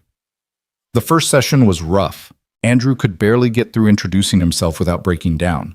But a widower in the group who'd lost his wife to a botched surgery said something that changed everything. "I wanted to burn down the hospital. I had plans, detailed plans. But hearing your story, seeing where that path leads, you saved me from becoming you. That's not an insult, it's gratitude." Andrew began to understand that his lowest moment could become someone else's lifeline. Meanwhile, Daniel's life had settled into a new rhythm. Court officer by day, studying at night, and somehow becoming the unofficial mediator for cases that didn't quite fit the traditional system. Judge Sloan had started specifically requesting him for difficult situations, domestic disputes, juvenile cases, anything where compassion might succeed where authority failed. One morning she called him into her chambers with an unusual request. "We're implementing a new pilot program, restorative justice, bringing together victims and offenders in controlled settings to facilitate healing. I want you to head it." "Your Honor, I'm just a court officer with a GED and half a semester of community college." "You're a man who looked at his shooter and saw a human being in pain, who brought together Victor Hayes and his children after decades of estrangement, who gets through to people everyone else has written off. I don't care about your credentials. I care about your character." What would this involve? Training, certainly, a significant pay increase, and the chance to change how we think about justice. Instead of just punishment, we focus on healing for everyone involved. Daniel thought about Lily, about the example he wanted to set for her. "Can I think about it?" "Of course, but Daniel, this is what you're already doing. We'd just be making it official." That night he discussed it with Lily over Chinese takeout, their Friday tradition. "So you'd help bad people and sad people talk to each other," she summarized with 8-year-old clarity. "Something like that. Like you did with Mr. Medicine Man and Mr. Sad Husband." Daniel smiled at her nicknames for Victor and Andrew. "Exactly like that. I think you should do it. You're good at making people feel better. Remember when Tommy Brennan's dad was so angry you made him calm? That's like a superpower." "It's not a superpower, sweetheart. It's just listening. Anyone can do it." "But most people don't," Lily pointed out, wise beyond her years. The training program was intensive, 3 months of psychology, conflict resolution, legal frameworks, and practical exercises. Daniel attended classes after his court shifts, coming home exhausted but exhilarated. For the first time in his life, he was using his mind in ways that challenged and excited him. His first official case as a restorative justice facilitator involved a teenager who'd stolen a car and crashed it, paralyzing the owner's daughter. The family was destroyed medical bills, retrofitting their home for a wheelchair emotional trauma. The teenager Marcus was looking at serious jail time. The victim's father, Robert Chen, initially refused to participate. I don't want to hear his excuses. My daughter will never walk again because he wanted a joyride. But his daughter Amy insisted. At 17, she had the same determined spirit that reminded Daniel of Lily. I need to understand why, Amy said from her wheelchair. I need to look him in the eye and understand. The first meeting was in a conference room at the courthouse. Marcus could barely lift his head, shame radiating from every pore. Amy sat straight-backed in her wheelchair, her parents flanking her like guards. Daniel opened with simple ground rules: respect honesty, no interruptions. Then he let silence do its work. Marcus spoke first, haltingly. I'm sorry, I know that means nothing, but I'm sorry. I wasn't thinking about consequences. My mom had just died, and I wanted to feel something other than pain. Speed felt like flying, like escaping. I never thought. You never thought about who you might hurt, Robert said bitterly. No, Marcus admitted. I was selfish, stupid, criminal. Tell me about your mother, Amy said suddenly, surprising everyone. Marcus looked confused. Why? Because I want to understand who you were before you became the person who changed my life. So Marcus talked about his mother's 2-year battle with cancer, about being her caregiver at 15, about watching her fade away, holding her hand when she died, feeling utterly alone in the world. The night I stole the car was the 6-month anniversary of her death. I couldn't stand being in my own skin. Amy was crying, but her voice stayed steady. I'm angry at you, furious. I had a swimming scholarship to Stanford. I was going to the Olympics trials. That's all gone because of 20 minutes of your pain. I know, I'd give anything to undo it. But you can't. So what can you give? Marcus looked at Daniel, lost. Daniel remained neutral, letting them find their own way. I don't know. Tell me what you need. Amy thought for a long moment. I need you to make this mean something. Not just jail time that doesn't help me. I need you to stop other kids from making your mistake. How? Speak at schools, tell your story, show them the consequences. Visit me once a month and see my reality. Help other kids dealing with grief before they explode like you did. Marcus nodded eagerly. Yes. All of that. Yes. Robert wasn't satisfied. That's not enough. The medical bills. I'll work, Marcus interrupted. Whatever job I can get, every penny beyond basic survival goes to you, for as long as it takes. That could be decades, then decades. The negotiation continued for hours. By the end, they had an agreement. Marcus would serve 2 years in juvenile detention, then 5 years of probation, with strict conditions, monthly visits with Amy, weekly speaking engagements at schools, every paycheck garnished for medical expenses. It wasn't forgiveness, not yet, but it was a start. As they prepared to leave, Amy wheeled herself over to Marcus. I may never forgive you completely, but I want to try, because hating you is exhausting and I need my energy for healing. Marcus broke down completely then, and surprisingly, Robert Chen put a hand on the boy's shoulder. Not in comfort exactly, but in acknowledgement of shared humanity. After they left, Daniel sat alone in the conference room, emotionally drained but satisfied. This was what justice could look like, not just punishment, but transformation. His phone buzzed. A text from Victor Hayes. Emergency board meeting for the foundation. Need you here. Daniel arrived at the foundation offices, a modest suite downtown. Nothing like Hayes Pharmaceuticals' former glass tower to find chaos. Board members argued loudly while Victor sat at the head of the table looking defeated. What's happening? Daniel asked. The pharmaceutical lobby is suing us, board member Janet Morrison explained. They claim our free medication program constitutes unfair competition. They're seeking an injunction. That's insane, Daniel said. We're a nonprofit providing medicine to people who can't afford it. Welcome to the American healthcare system, another board member said bitterly. Victor stood slowly. They're not really after us. They're after me, warning other executives not to grow a conscience. If we fold now, everything we've built disappears. So we fight, Daniel said simply. With what money, legal fees could bankrupt us in months. Daniel thought about all the families depending on the foundation, kids like Lily, who needed medication to survive. What if we made it public? Really public. Show people what's at stake. A PR campaign.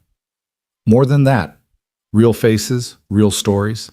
Every family we've helped, every life saved, make it impossible for them to shut us down without looking like monsters. Janet shook her head. That's naive. They don't care about looking like monsters. But politicians care about votes.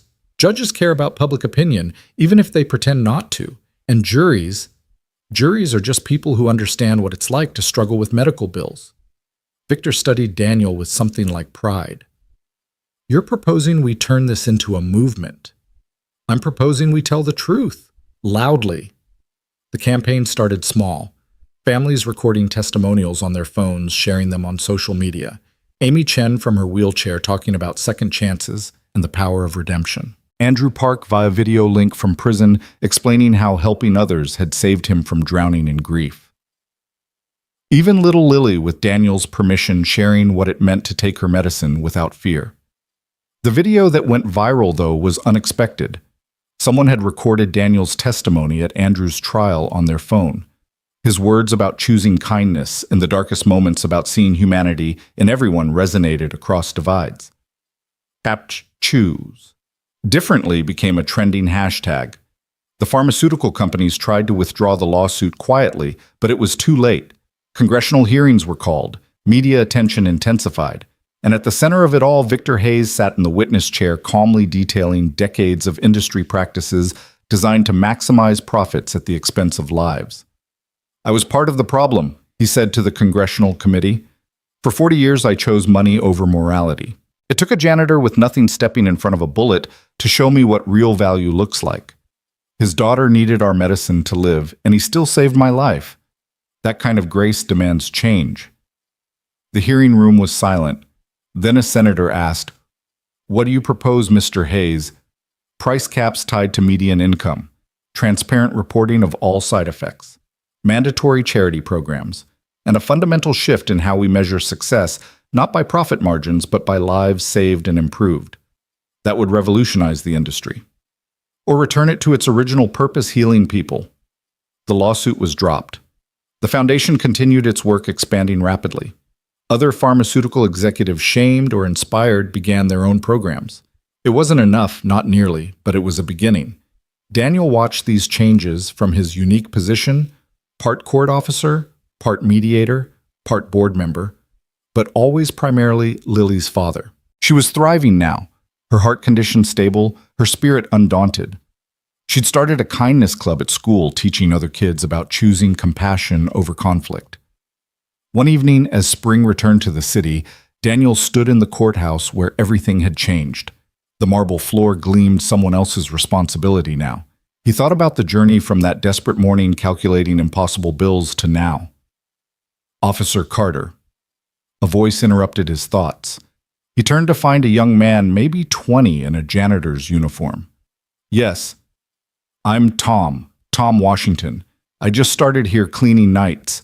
I heard about you, what you did, how you went from janitor to all this. He gestured vaguely at Daniel's uniform.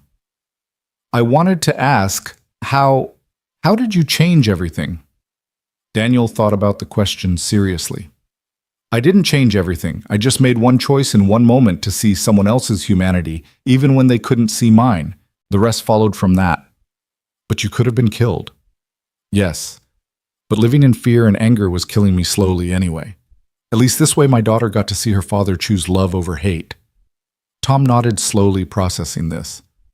My son has autism. The therapy costs are crushing us. Some days I want to burn the whole system down. I know that feeling, but the system is made of people. Some are lost like Victor Hayes was. Some are broken like Andrew Park. And some are just trying to survive like we are. Change comes from seeing each other clearly, not from fire. You really believe that? Daniel thought of Amy Chen learning to navigate life in a wheelchair while pushing for Marcus's redemption. Of Andrew Park finding purpose in his pain. Of Victor Hayes losing an empire but finding his soul. of Judge Sloan after 20 years on the bench, rediscovering why justice mattered. "I've seen it," Daniel said simply.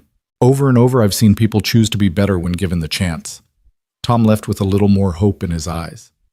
Daniel continued his rounds, checking courtrooms, maintaining order in the halls of justice. His shoulder ached, it always would, but the pain reminded him that some things were worth bleeding for. His phone buzzed, a text from Lily. "Daddy, Mrs. Rodriguez is teaching me to make soup. Can Mr. Medicine Man come to dinner? He seems lonely." Daniel smiled. Victor Hayes, former billionaire, was indeed lonely. His children were trying, but decades of damage took time to heal. Maybe soup and an 8-year-old's chatter would help. "Sure, sweetheart. Tell him 6:30. As he was leaving for the day, Judge Sloan stopped him. "Daniel, I've been asked to testify before the Senate about judicial reform. I want you to come with me." "Your Honor, If you say just a court officer or just a janitor, I will hold you in contempt," she said with a slight smile. "You're a man who understands justice better than most lawyers I know. Your perspective matters." What would I even say? The truth. That justice isn't about punishment or even laws. It's about recognizing our shared humanity and acting accordingly. That's what you've taught all of us. Daniel thought about Maria, who would have been proud but not surprised. She'd always seen more in him than he saw in himself. He thought about his father, who'd taught him that the measure of a man was how he treated his enemies. He thought about Lily, who believed her daddy could do anything. "All right," he said. "I'll testify." Judge Sloan nodded, satisfied. "Good. Because the system needs voices like yours, people who've been on both sides, the powerless, and now increasingly the powerful, who understand that the distance between them is smaller than most believe." That evening dinner was a strange but warming affair. Victor Hayes, once one of the richest men in the state, sat at Daniel's small kitchen table eating Mrs. Rodriguez's soup and listening to Lily explain her school project about butterflies. "They completely dissolve in the cocoon," Lily said earnestly. "Turn into soup, basically, then somehow become something totally different and beautiful." "Metamorphosis," Victor said softly, catching Daniel's eye. "Complete transformation." "Exactly. My teacher says it's like magic, but it's really just nature." "Or maybe," Mrs. Rodriguez said, bringing more bread to the table, "nature is magic, the everyday kind we forget to notice." Andrew Park called during dessert. He was allowed one call a week, and he'd taken to using it to check in with Daniel. They put him on speaker so everyone could hear. "The grief group had a breakthrough today," Andrew reported.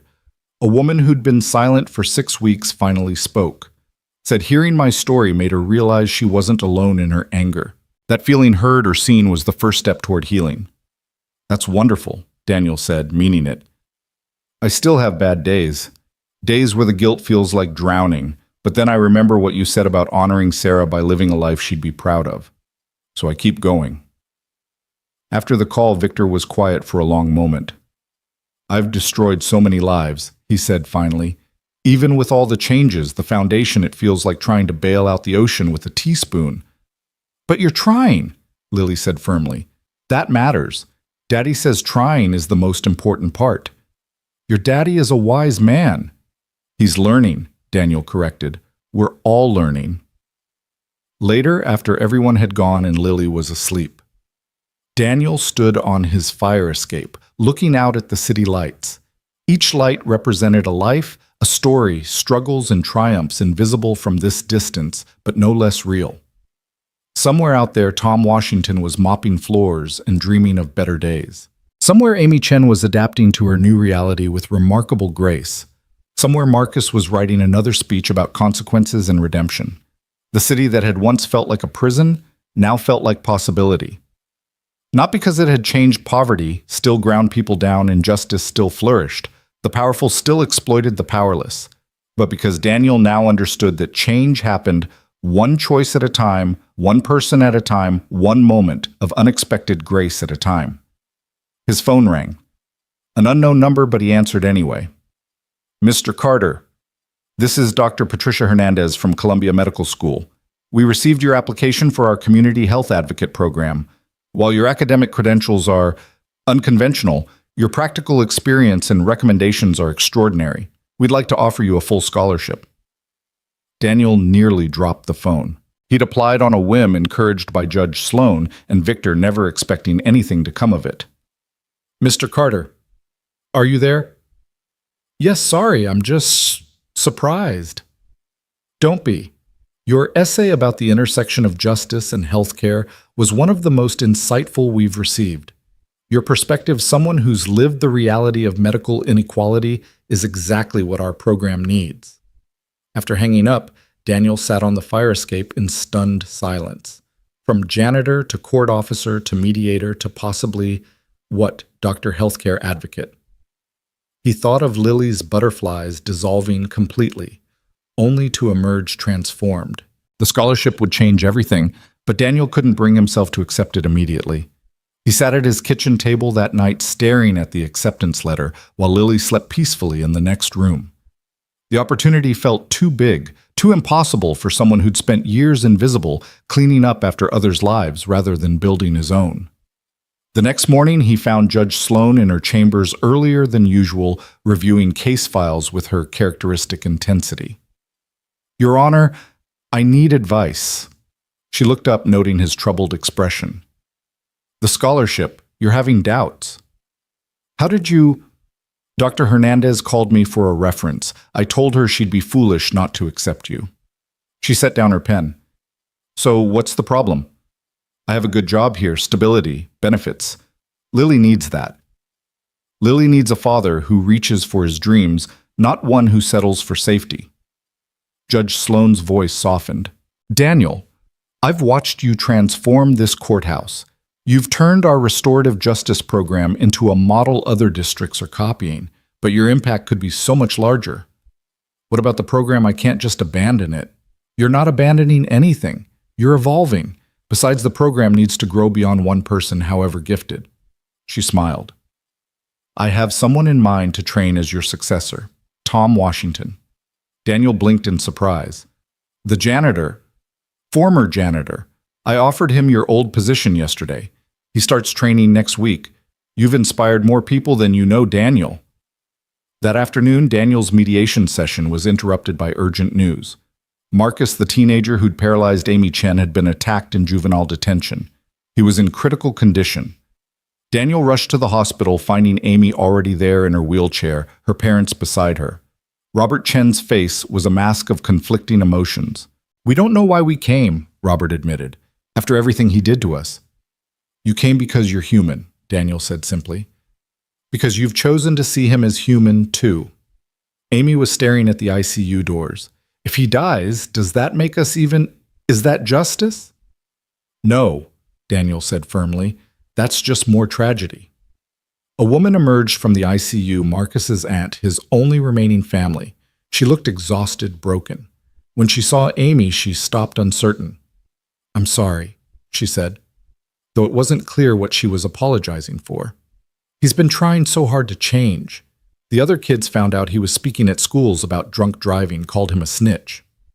Amy wheeled herself forward. Can I see him?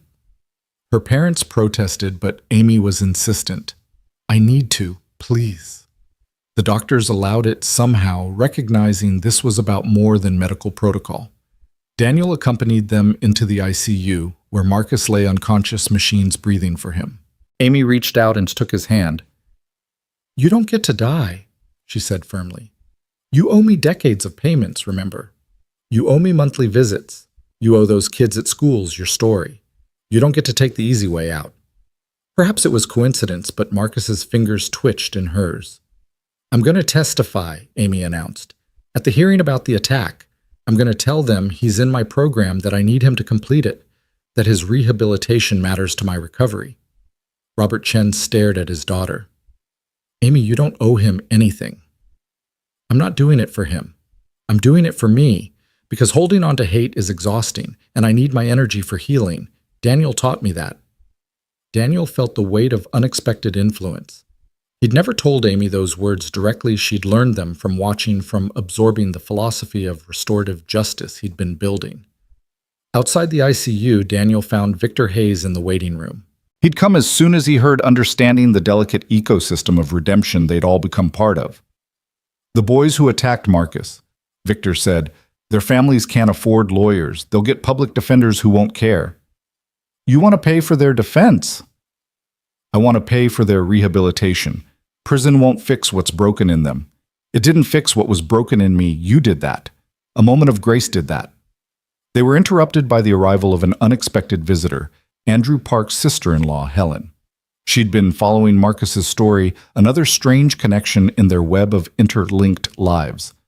Sarah would have been here, she said simply. She would have sat by that boy's bedside and held his hand. So I'm here in her place. The waiting room gradually filled with others. Tom Washington came after his shift still in his new court officer uniform. Mrs. Rodriguez brought sandwiches for everyone. Even Judge Sloan stopped by after court, her robes replaced with civilian clothes that made her look surprisingly vulnerable. This is what you've built, she told Daniel quietly. A community of people who've learned to see past their own pain. Marcus survived. The attack had been brutal, but he was young and strong and perhaps motivated by Amy's fierce insistence that he had work to finish. The boys who attacked him were arrested, and true to his word, Victor paid for their counseling and legal support aimed at rehabilitation rather than just punishment. During Marcus's recovery, Amy visited daily.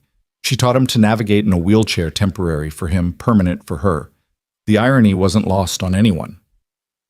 The view's different from down here, Marcus said one afternoon, struggling with the chair's controls. Everything's different from down here, Amy agreed. But not necessarily worse, just different. Her parents watched these interactions with amazement. Their daughter, who had every right to hatred, was choosing something else entirely. How, Robert asked Daniel one day, how is she doing this? She's stronger than her circumstances, Daniel replied, just like you raised her to be. The Senate hearings on judicial reform came faster than expected.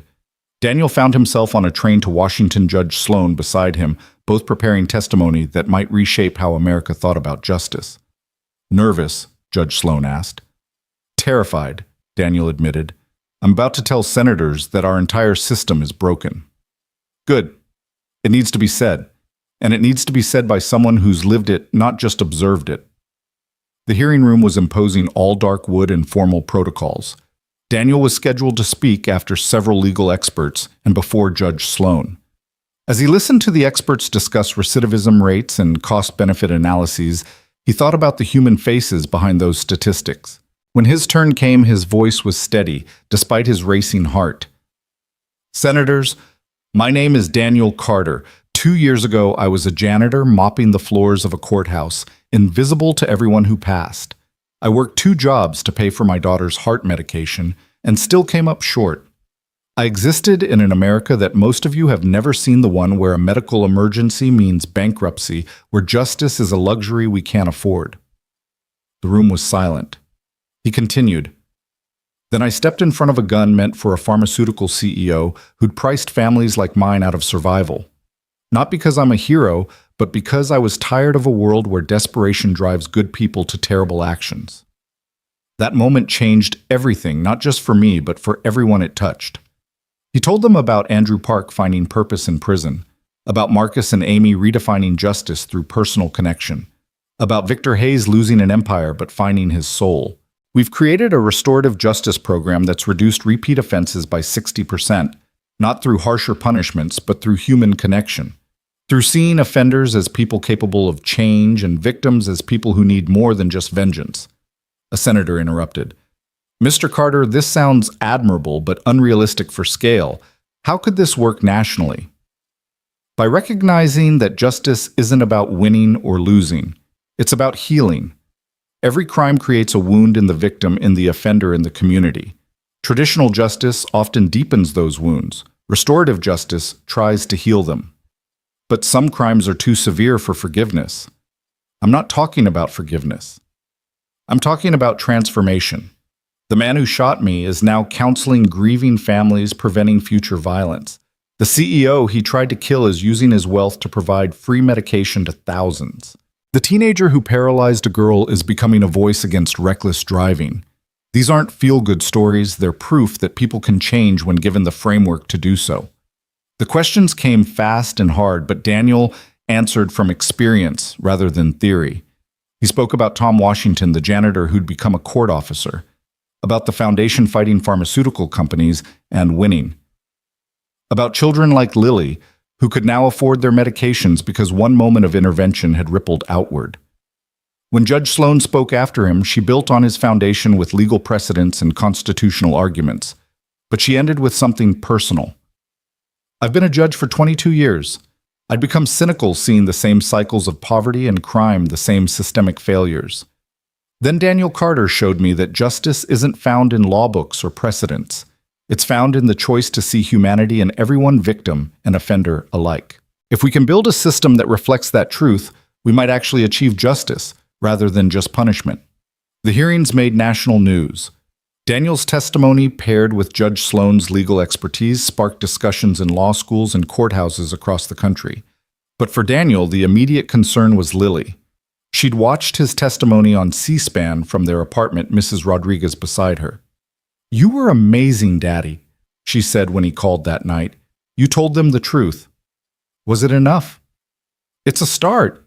You always say change happens one person at a time. Back home, Daniel threw himself into transitioning his responsibilities before starting medical school. He trained Tom Washington in mediation techniques, watching the younger man grasp concepts that had taken Daniel months to understand. "You have an advantage I didn't," Daniel told him. "You already know what it's like to be invisible. Use that. See the people others overlook." The farewell party at the courthouse was emotional. Judge Sloan presented him with a plaque, "Daniel Carter, court officer, mediator, teacher, friend."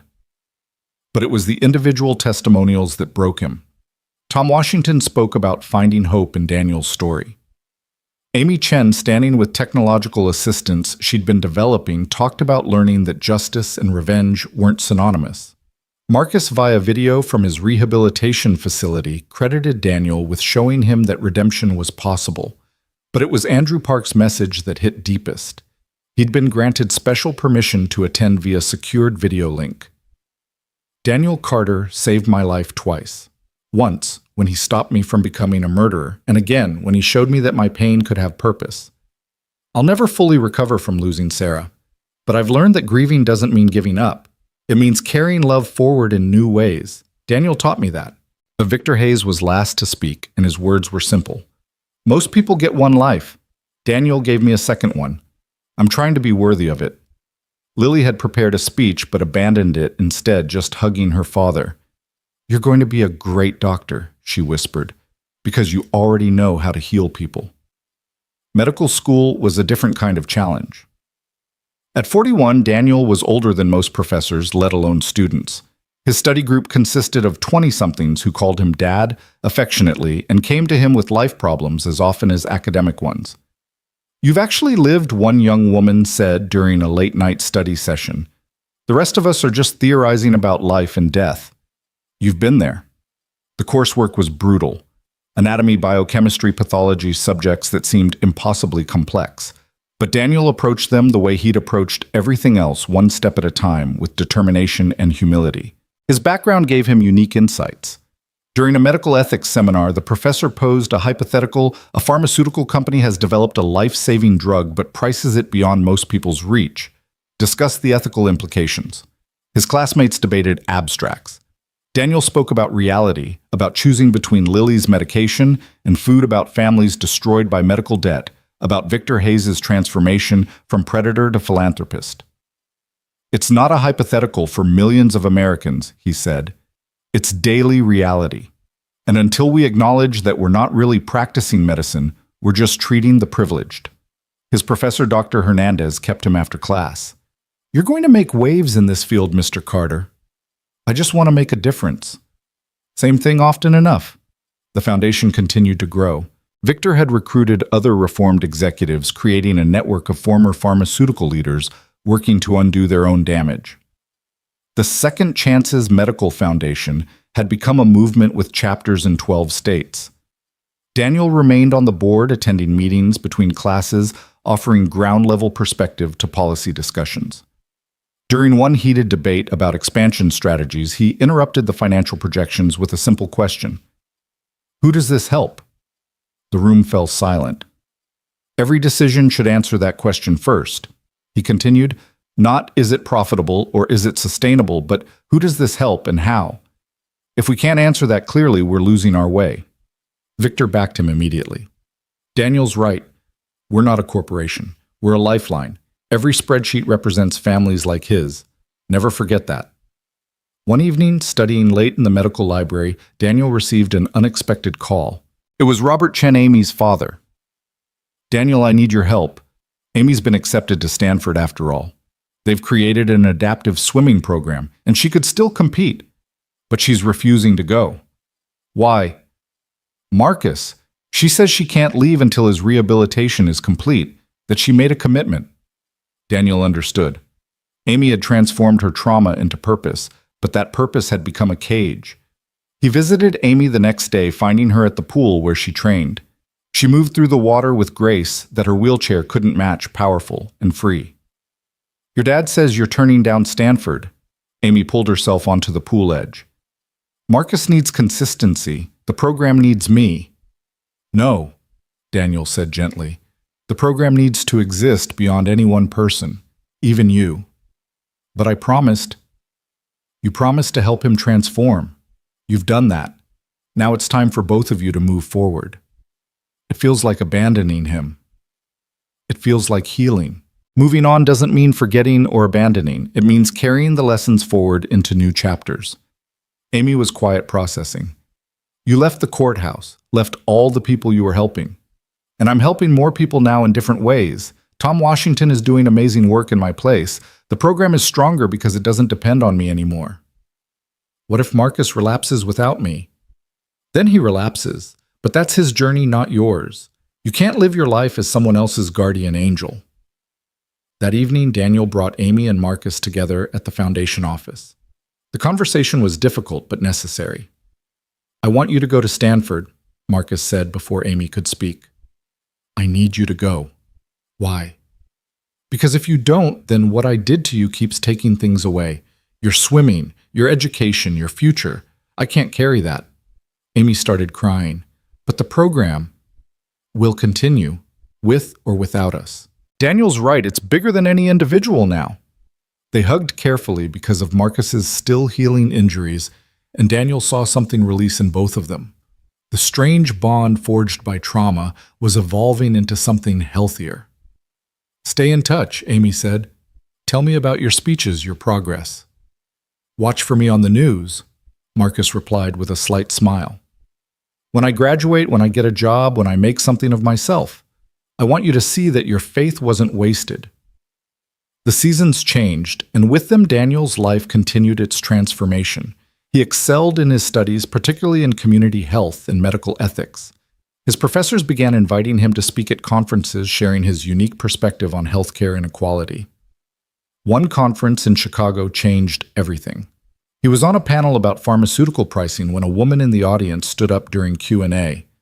My husband died last month, she said, voice shaking. Couldn't afford insulin, rationed it until his body gave out. You talk about reform, but people are dying now, today. What do we do today?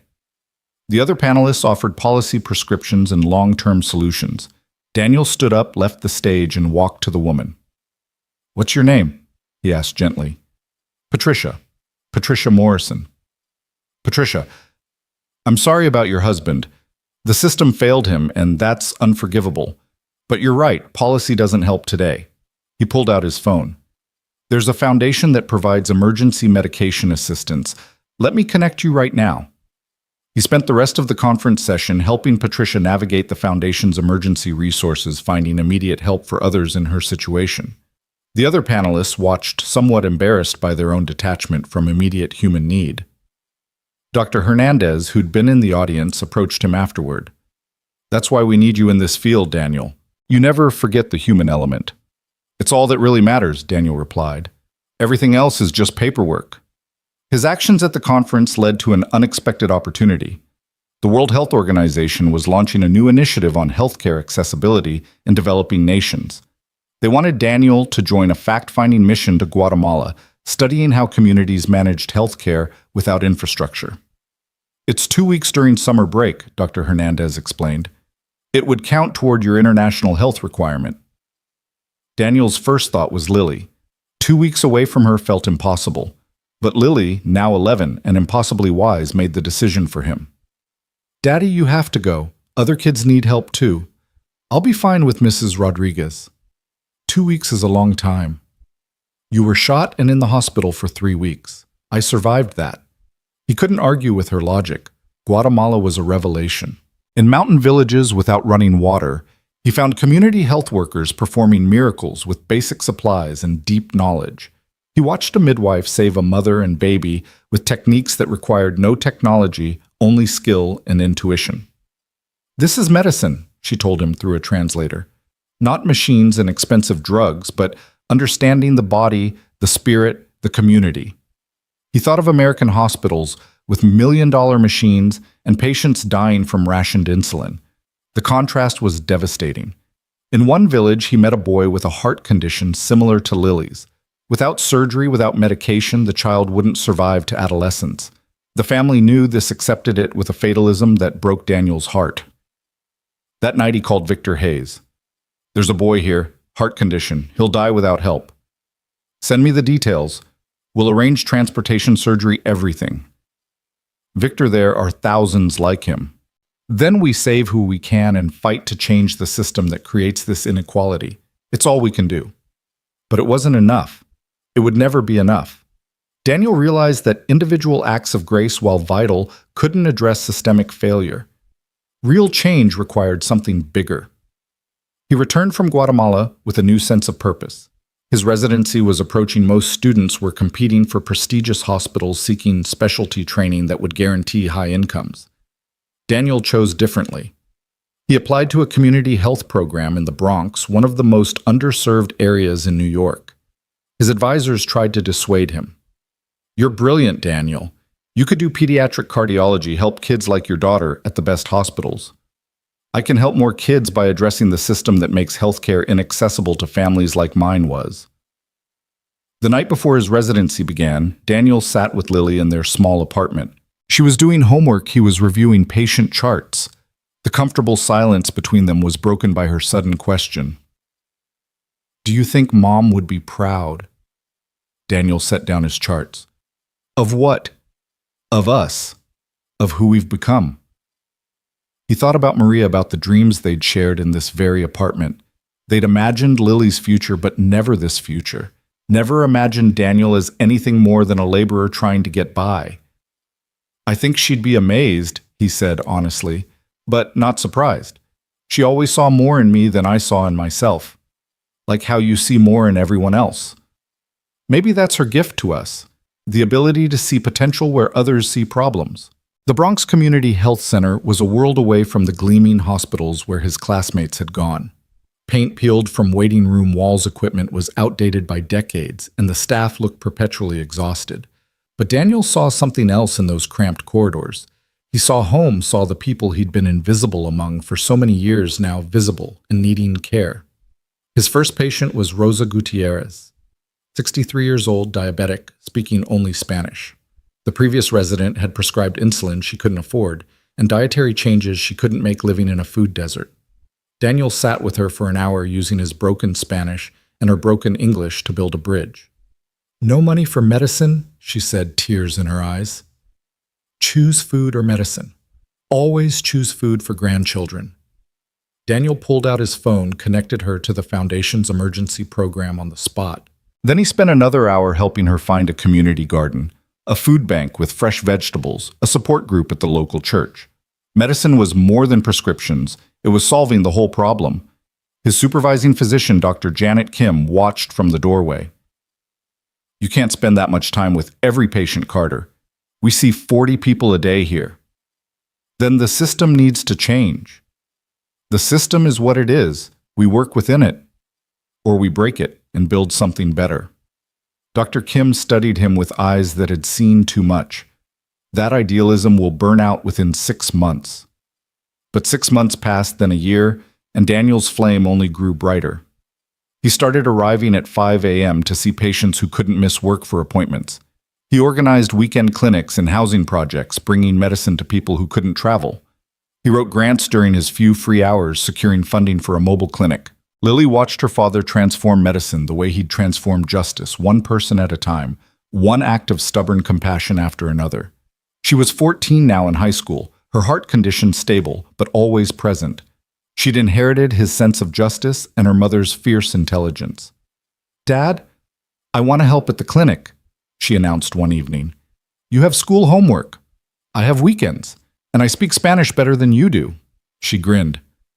"Mrs. Rodriguez has been teaching me for years. Let me translate file papers, do something useful." Daniel wanted to protect her from the harsh realities he faced daily, but he also knew she'd already lived through harsh realities. She'd earned the right to help. That Saturday, Lily became the clinic's youngest volunteer. She translated conversations played with children in the waiting room and somehow made even the most frightened patients smile. One elderly man, after she'd helped explain his medication regimen in Spanish, called her Pequeña Ángel, little angel.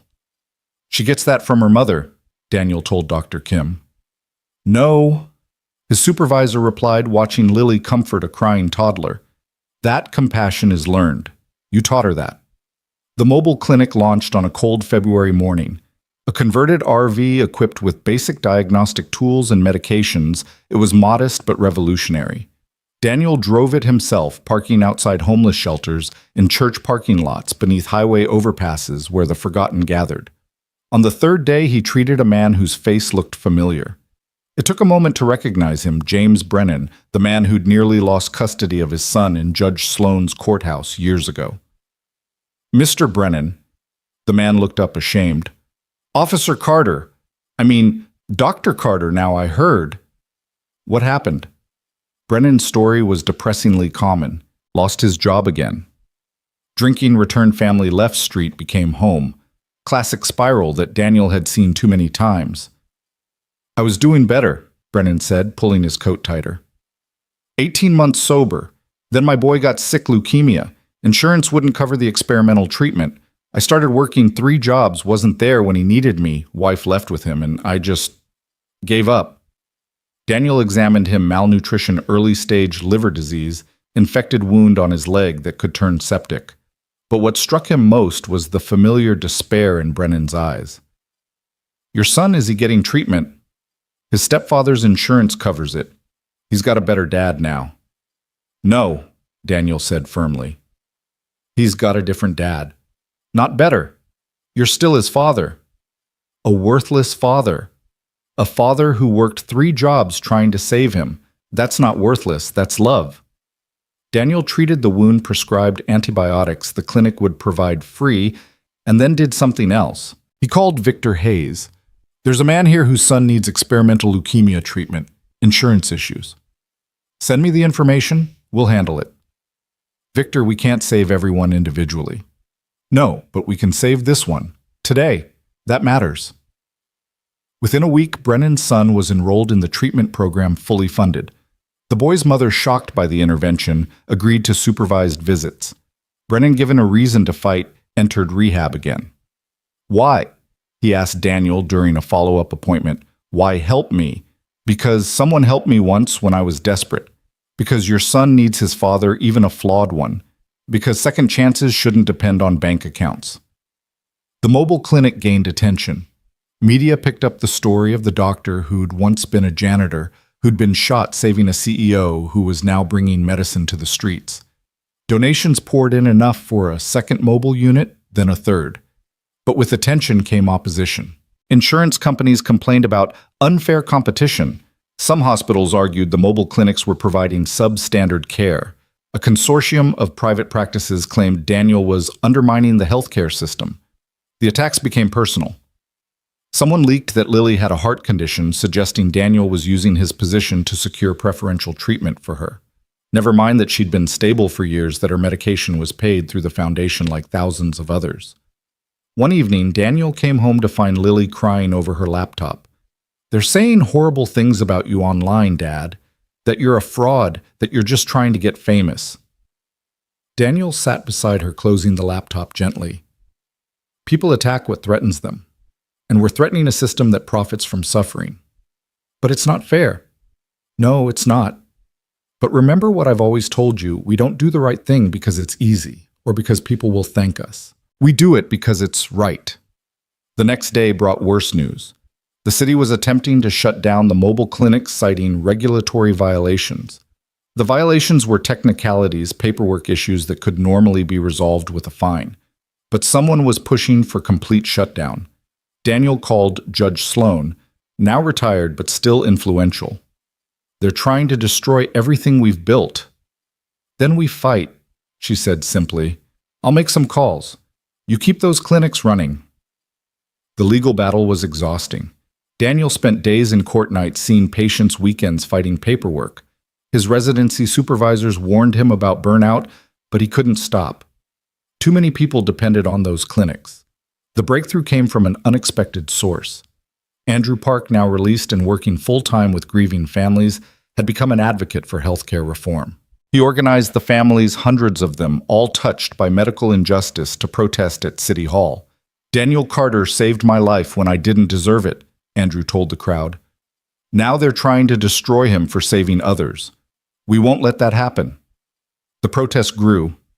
Amy Chen arrived from Stanford, walking with technological assistants she'd helped develop. Marcus came from his job as a youth counselor. Tom Washington brought court officers on their off hours. Even Victor Hayes, usually avoiding public appearances, stood with them. This isn't about one man or one program, Victor addressed the crowd. It's about deciding what kind of society we want to be. One that treats healthcare as a privilege for the wealthy, or one that recognizes it as a human right. The pressure worked. The city backed down, the clinics stayed open, and Daniel's work continued. But the victory felt hollow as he walked through the Bronx that night, seeing homeless encampments, growing addiction, ravaging communities, diseases that shouldn't exist in the richest nation on earth. His phone rang. Dr. Hernandez from Colombia. Daniel, I have a proposition. We're creating a new program, Community Medicine Institute, training doctors specifically for underserved populations, combining medical education with social justice. We want you to help design and teach it. I'm still a resident. You're already teaching us all. Make it official. Daniel thought about the young medical students who'd called him Dad, about Tom Washington now training others in restorative justice, about cycles of learning and teaching. Part-time, he said. I won't leave the clinics. We wouldn't want you to. The clinics will be our training ground. The institute launched with 15 students, all committed to serving marginalized communities. Daniel taught them medicine, but more importantly, he taught them to see. This patient isn't just diabetic, he'd say during rounds. She's diabetic because she lives in a food desert, works 2 jobs, so can't exercise, can't afford medication even with insurance. Treat the disease, but also treat the circumstances. One student, brilliant but sheltered, struggled with this approach. We're doctors, not social workers. We're healers, Daniel corrected, and you can't heal what you refuse to see. He took them to homeless camps, to prison medical wards, to neighborhoods where gunshots were background noise. Some couldn't handle it and transferred to traditional programs. But those who stayed became different kinds of doctors, warriors for health justice, rather than just practitioners. Lily, now 17, was preparing for college. Her essay topic, The Man Who Taught Me to See.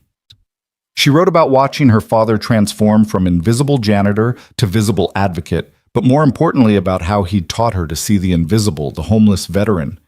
Everyone walked past the immigrant afraid to seek care, the child hiding bruises. My father once told me that heroes aren't fearless, she wrote. They're people who see another's pain and decide it matters as much as their own. He stepped in front of a gun to save someone who'd hurt families like ours. That act of grace rippled outward, creating waves of change that continue to grow. But the real heroism came in the daily choice to keep seeing, keep caring, keep fighting for those society prefers to ignore. She was accepted to Harvard on a full scholarship, planning to study public health and law. The night the acceptance came, Daniel found himself crying, not from sadness at her leaving, but from pride at who she'd become. You know what you've given me? Lily asked, sitting beside him. An example of what not to do, he tried to joke through tears. A legacy. Everywhere I go, I'll carry your lesson that everyone deserves to be seen, to be helped, to to be valued. That's worth more than any inheritance. The graduation ceremony for Daniel's first class at the Community Medicine Institute coincided with a milestone. The mobile clinics had treated their 100,000th patient. Media coverage was extensive, but Daniel avoided most of it, uncomfortable with being portrayed as some kind of saint. "You're not a saint," Victor told him at the celebration.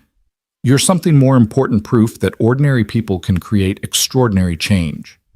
Andrew Park, now running a national network of grief support groups, agreed. "Saints are born special. You chose to become who you are. That's more inspiring." Even Marcus, who'd graduated college and was applying to law school wanting to become a public defender, weighed in. "You showed us that our worst moments don't define us, that we can choose to transform pain into purpose." But it was Judge Sloan, now in her 70s, but still sharp, who perhaps understood best. "You've created a new kind of justice, Daniel. Not legal justice, human justice. The recognition that we're all connected, all responsible for each other." That night, Daniel walked through the Bronx alone, thinking about the journey from that desperate morning when he'd calculated impossible bills to now. The problems hadn't disappeared. Poverty still crushed spirits. Illness still destroyed families. The system still favored wealth over worth. But something had shifted. In the courthouse, where he'd been invisible, Tom Washington now ran a restorative justice program that had become a national model. Where Andrew Park had pulled a gun in desperate rage, families now found support and healing. Where Victor Hayes had built an empire on suffering, a foundation now provided hope to thousands. And in a small apartment in the Bronx, a janitor's daughter was preparing to continue the fight. In her own way, carrying forward lessons learned from a father who'd chosen to see humanity where others saw problems. Daniel's phone buzzed with a text from Lily. "Dad, watching the news about the clinics. They're calling you a hero again."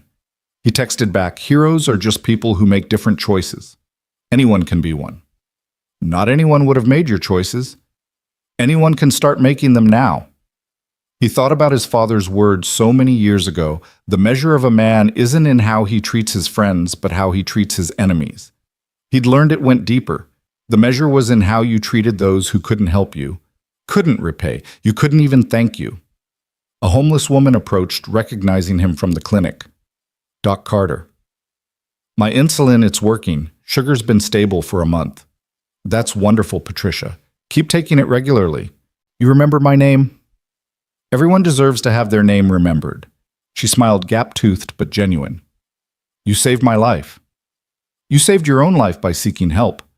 I just made the medicine available." After she left, Daniel stood under the streetlight thinking about cycles. Violence bred violence, but kindness bred kindness. One moment of intervention, stepping in front of a gun, had created ripples that were still expanding. His phone rang. An unknown number, but he answered. "Dr. Carter, this is the World Health Organization. We've been following your work with mobile clinics and community medicine. We'd like to discuss implementing your model in refugee camps across Southeast Asia." Daniel thought about the boy in Guatemala with a heart condition like Lily's. How many more were out there, invisible to systems that only saw statistics? "I'm listening," he said. The proposal was ambitious, a year-long program training local healthcare workers in community-centered medicine, establishing mobile clinics in refugee camps, creating sustainable models that could continue without external support. "We need someone who understands medicine as more than just treating disease," the WHO representative explained. "Someone who sees the human element in humanitarian crisis." "I have commitments here. We're not asking you to abandon them. 3-month rotations. Your team can handle the clinics while you're gone, and the experience you bring back will strengthen your work here."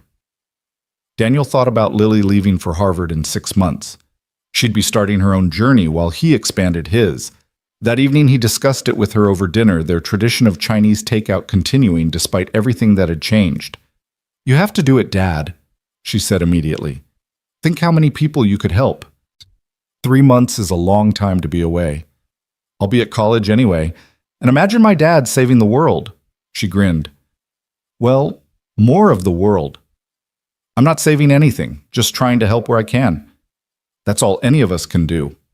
The news of Daniel's WHO appointment sparked another media cycle, but also something more valuable inspired others to act. Medical students started choosing community health residencies in record numbers.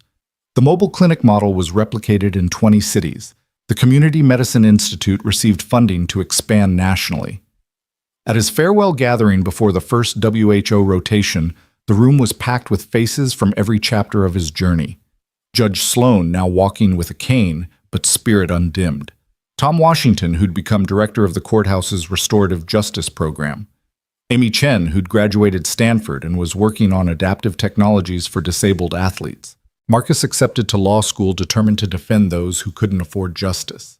Andrew Park, whose grief counseling network had helped thousands find purpose in pain. And Victor Hayes, who'd lost a fortune but gained something immeasurable: redemption. "I want to say something," Victor announced, commanding attention as he once had in boardrooms. "Daniel Carter saved my life, but more importantly, he saved my soul.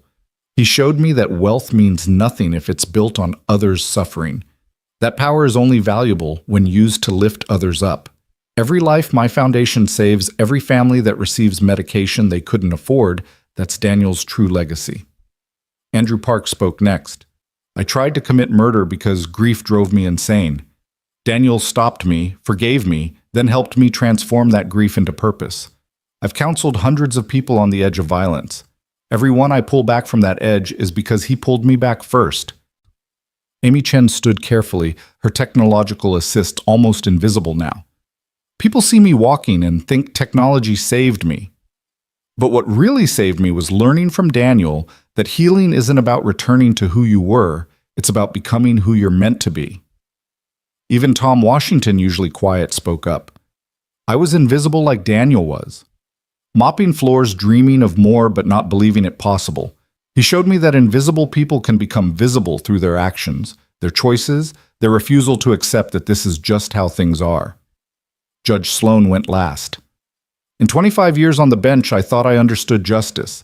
Daniel taught me I only understood law. Justice is messier, more complex, more human. It's not about punishment or even fairness. It's about recognizing our shared humanity and acting accordingly." Daniel stood overwhelmed by the testimonies.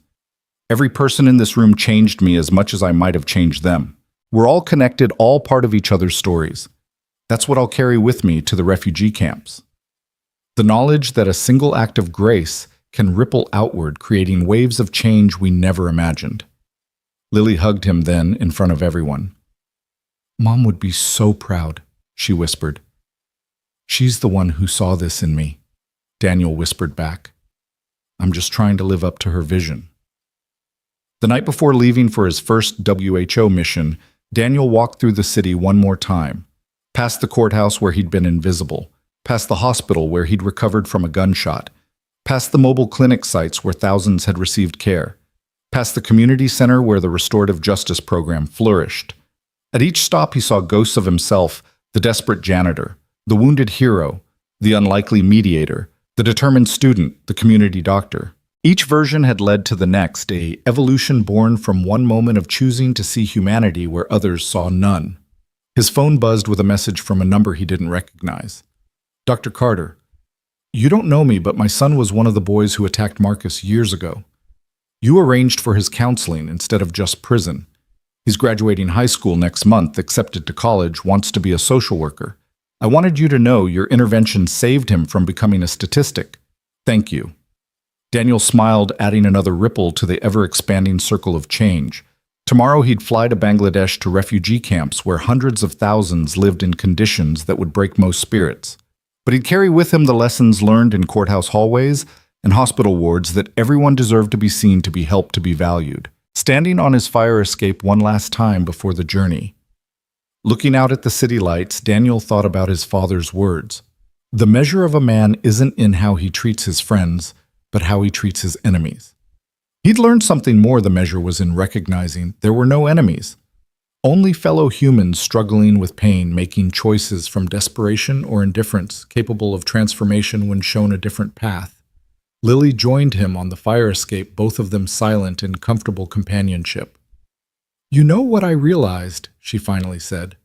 "That morning when you stepped in front of the gun, you weren't trying to be a hero. You were just trying to be human." "That's all any of us can do," Daniel replied. Be human, see others as human, and act accordingly. Simple but not easy. The most important things never are. They stood together, father and daughter, looking out at a city full of invisible people waiting to be seen, wounds waiting to be healed, stories waiting to be transformed. Tomorrow would bring new challenges, new opportunities to choose grace over vengeance, compassion over indifference. But tonight they simply stood together. Two people who'd learned that the distance between janitor and doctor, between criminal and counselor, between invisible and seen, was just one choice. The choice to recognize humanity in ourselves and others, and to act on that recognition. The city hummed below them, millions of lives intersecting, each carrying the potential for transformation. And somewhere in those intersections, Daniel knew other moments of grace were occurring, small acts of courage, rippling outward, changing trajectories, saving lives in ways that would never make headlines but would matter immensely to those they touched.